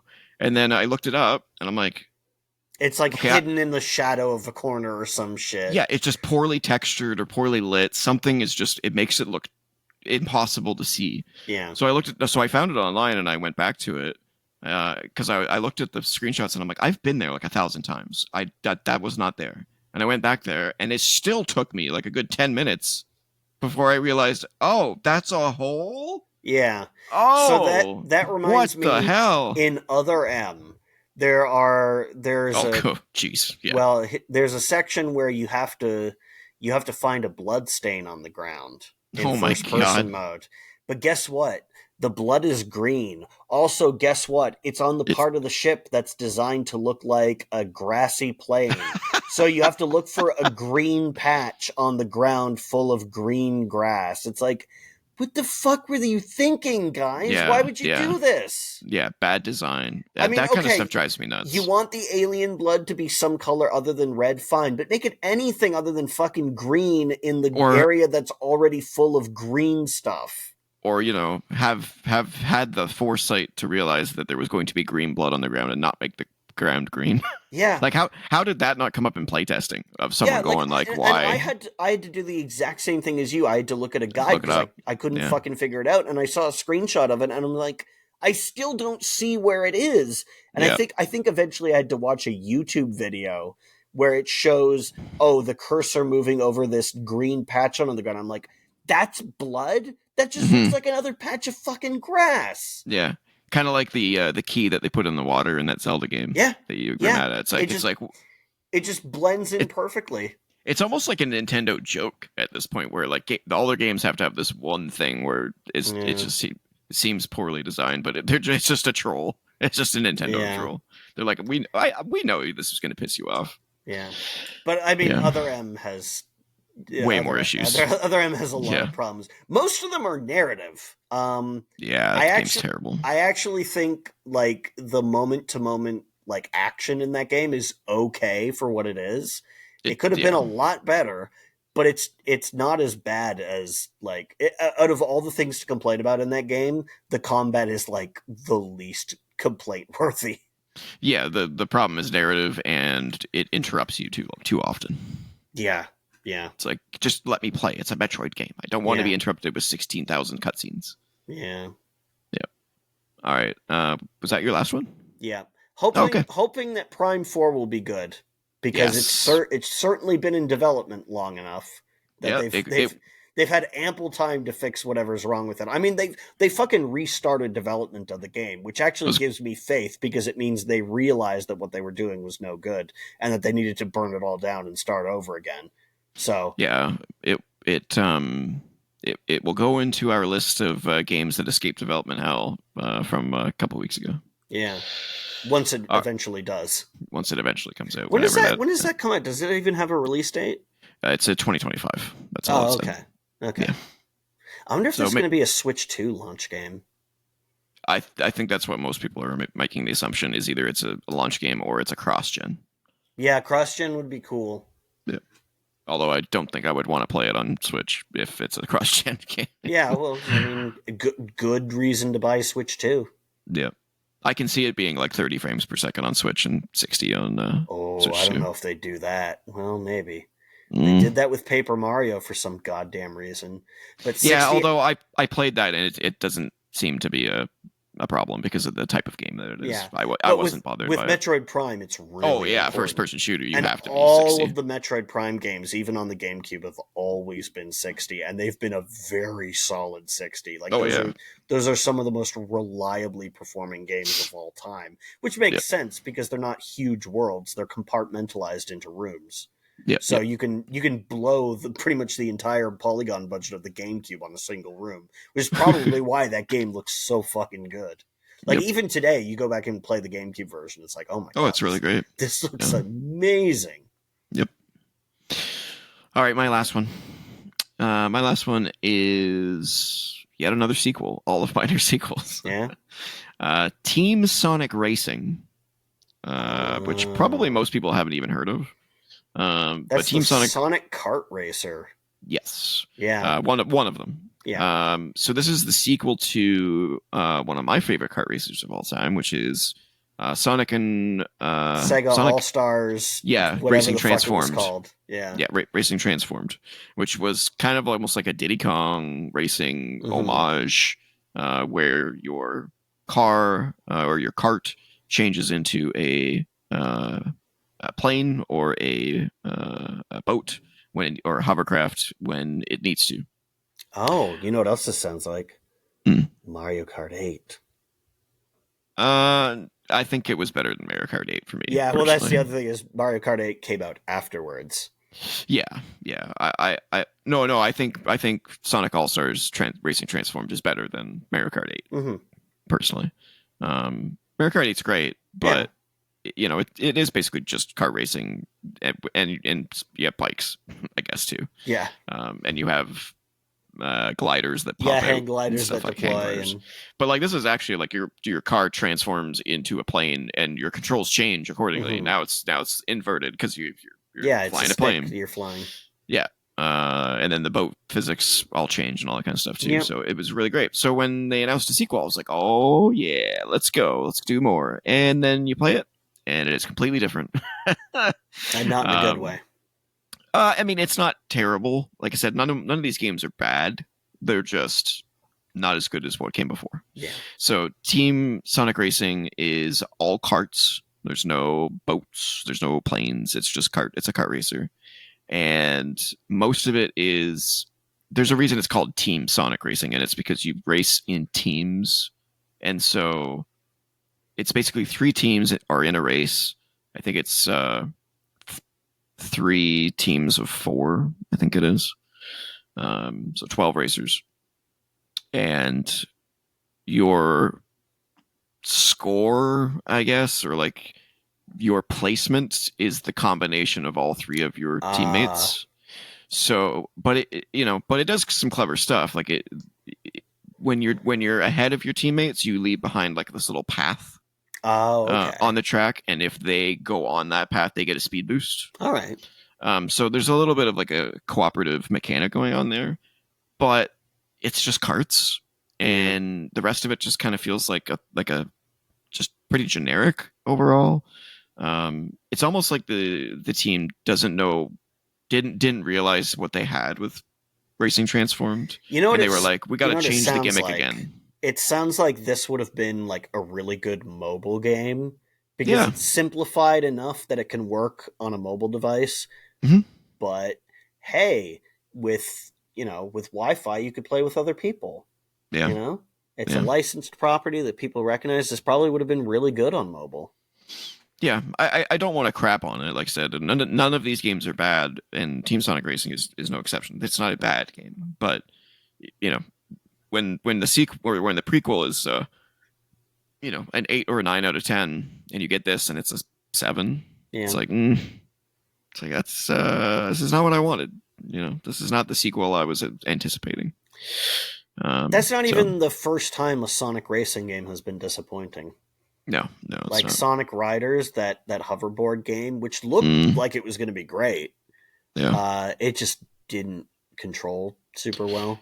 The team doesn't seem to stick to one idea. They like every Sonic racing game seems to be like another gimmick. It's like you got one that was great, and then you left it behind. I'm like, why did you do that? You should have just made another one. I don't know. It's a little weird. All right. So that is our trip down disappointment lane. Yeah.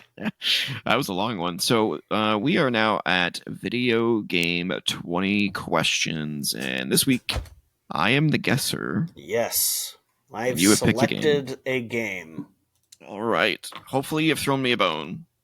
Because I am at, 2 and 6? I think you can get this one.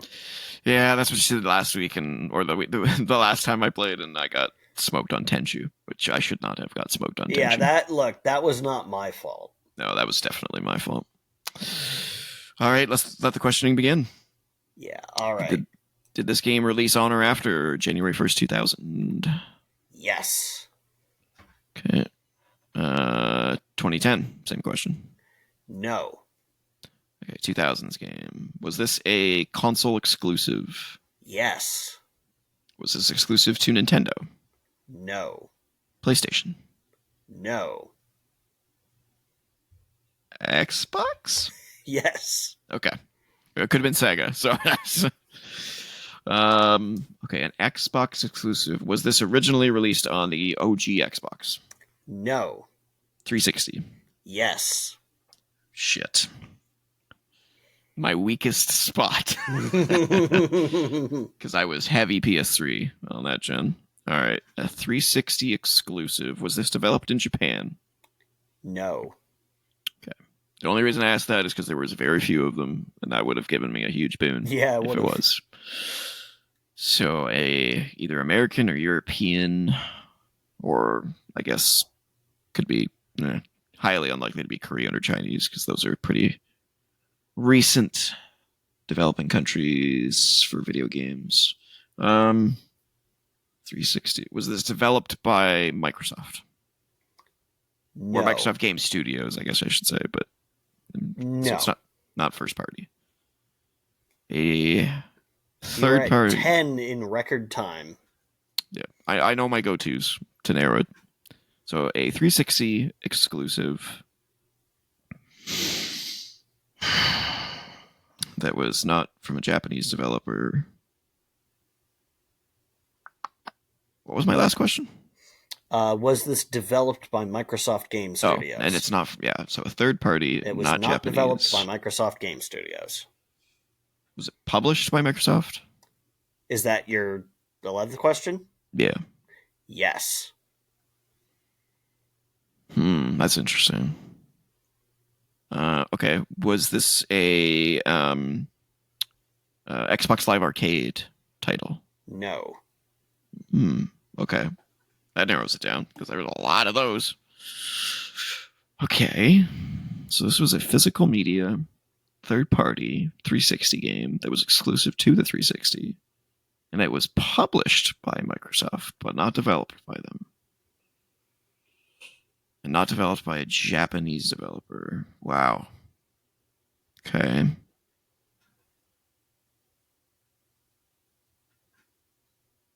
Well, could be Gears of War. They're not.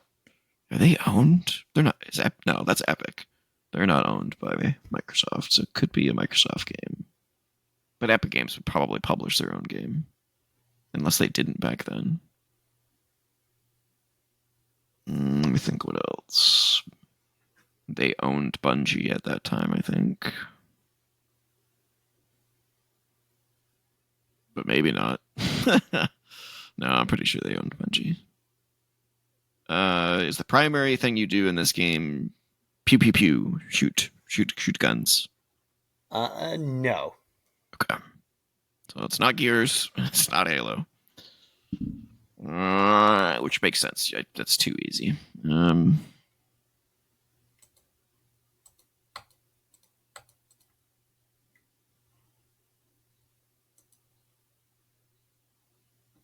No, that's a Japanese developer. I was thinking Lost Planet, but that's Capcom. And that's shooty. So why I thought Lost Planet, I'm not sure. Yes. You're not. The primary thing is not shooting. Okay, is one of the primary things you do hack and slashy melee combat? Um. Oh no, that's not a good sign. Let me check. What? Oh god, he doesn't know whether melee hack and slashy is part of the main gameplay. What is this game that he needs to check on that?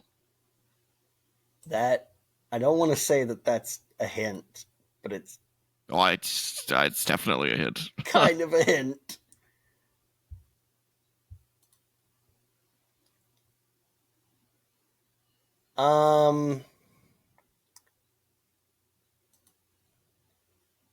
So okay, here's the problem. I didn't pick this game until like kind of the 11th hour. So you don't know. You can say you don't know, and it doesn't count. If that's the issue, if you can't determine if that's the case. Dante, what are you doing? I will say yes, because what I'm looking at there is melee combat in it. What I'm seeing, there is melee combat in it.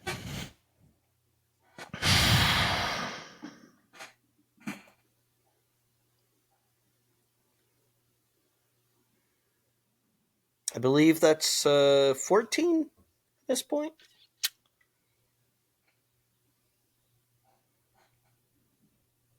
What the hell is this game? For you to have to check is very strange. That means you either didn't play it or you can't remember.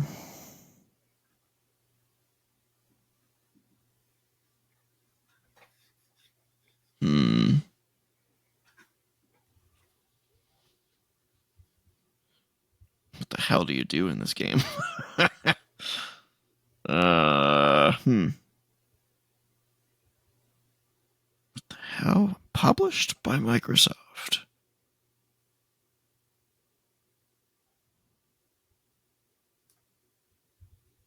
.360. Yeah, 360 is such a blind spot for me. This sucks.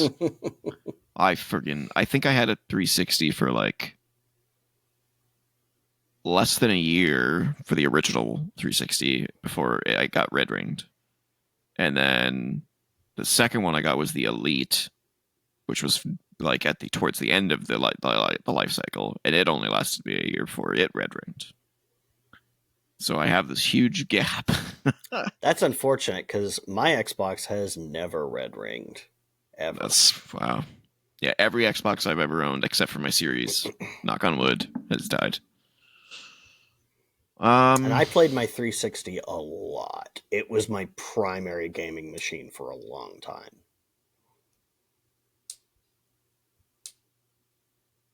I really like the 360, like just in general. It's a good system.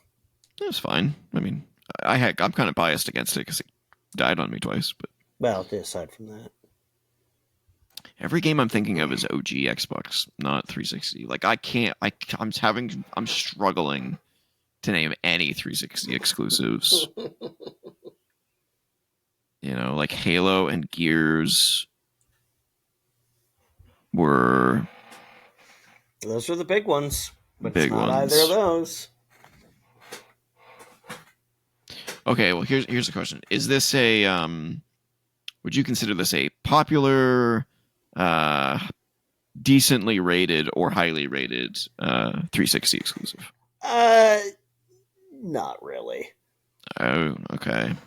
So not a great game.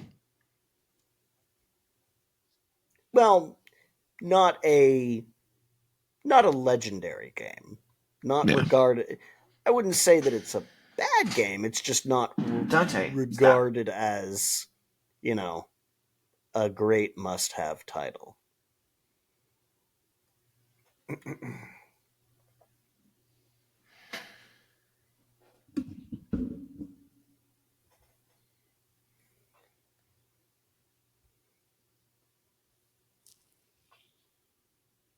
I don't know if you'll know this one or not.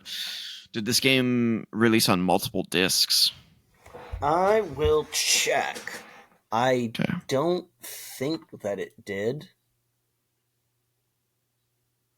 No, it does not appear to have. No, it's one disc. To the best of my knowledge. There aren't a lot of 360 games that have multiple discs, and I'm pretty sure I would know if this was one of them. Oh, I wonder. I didn't play this game, but it could be that one. But was this a launch window game? Yes. Okay, could be. Was this a Rare game? Yes, I think you might have it. It's gotta be what I'm thinking, but let me just make sure. This was not part of the Banjo universe, correct? No. Okay. Is this Cameo? Yes. Yes! So the reason why I couldn't remember if this game had melee combat is because I played this game exactly once at an Xbox 360 demo kiosk for 10 minutes. Yeah, I played it. I did not play it until the Rare Replay collection. And then I played it and went, wow, this sucks. This could have also gone on the games that escaped development hell, because this game started development as an N64 game. Yeah, it did. Yeah. You know what else? You know what else it was on? It was on the fucking box for the GameCube, showing screenshots of released or upcoming games. Yeah, this is when Rare died, basically. Yeah. they couldn't get this game out, and then Microsoft bought them for some strange reason. Yeah, and they And couldn't then even get it out on the original Xbox. It became a yep, launch title for the 360. 360, and it was garbage. And then they eventually did Nuts and Bolts, Yeah. and then nothing until Sea of Thieves. Yeah. And now they're back in the limelight for now. Yeah. Yeah, Cameo sucked. I played the first 30 minutes of it and I was like, wow, what is this garbage? It's a game that is somehow both really beautiful and really fucking ugly. Yeah, it is got a cool art style, but it is technically challenged. Like I'm looking at footage of it right now, and for a launch title, it looks pretty good. It's definitely showing its age, but I mean, it came out in 2005. I knew there was a subtitle. I couldn't remember the subtitle. Elements of Power. Yeah, it's an almost 20-year-old game now. So yeah, it's showing its age. But like for a launch 360 title, this game has like I'm looking at some there's like a cobblestone path, the bump mapping on it looks really good. There's a whole bunch of enemies on screen. Like there's probably like 40 or 50 enemies on screen. I think that was one of the big selling points they tried to push home, if I remember correctly. They were like, look at the power of the 360. Yeah, and it's running at 60 FPS. It doesn't though. Yeah, I will say this is the rare replay version. Yeah, the original was choppy as hell. It does have the boost to the frame rate, but which doesn't help it play any better, by the way. It's not fun still. But like there's like explosions going off. There's a big environment. It like technically speaking, it looks good, but the characters are fucking ugly. Oh, they're sinisterly ugly. They are hideous. How they went from Banjo-Kazooie and the playful, cool-looking characters in that to Cameo is beyond me. Well, I think it's because they were like, let's make a humanoid character. Wait, how many games have we made with humanoid characters? I mean, a few, but most of them are just based on like real people. Like, you know, you look at GoldenEye and... Wait, didn't they make Viva Pinata? They did. Okay, so we forgot those games. Yeah. But which apparently were good. I never liked them. But like, you think about like a stylized human character that they make, and it's like, oh, you mean Jet Force Gemini? The game that's good, but the characters are kind of ugly. Yeah. Yeah. Yeah. Cameo is... Yeah. It's a blight. Yeah. Yeah. Yeah, I came across it because I was going through my mind. I'm like, okay, focus on who does Microsoft own? And then eventually my brain went, oh, they own Rare. Yeah, as soon as I was just waiting for you to ask, was this a launch title? Because I knew as soon as you asked that, you'd be on the right track. And sure enough, that was the case. That and Gears of War were the only launch titles I could remember from the 360. So, yeah. And I don't think Gears of War was a launch title. I think it was a launch window. Yeah, I think that was within the first few months, maybe. Gears of War 1 launch or maybe the first date. year or something. August 25th. 25th. No, that's Ultimate Edition. Yeah,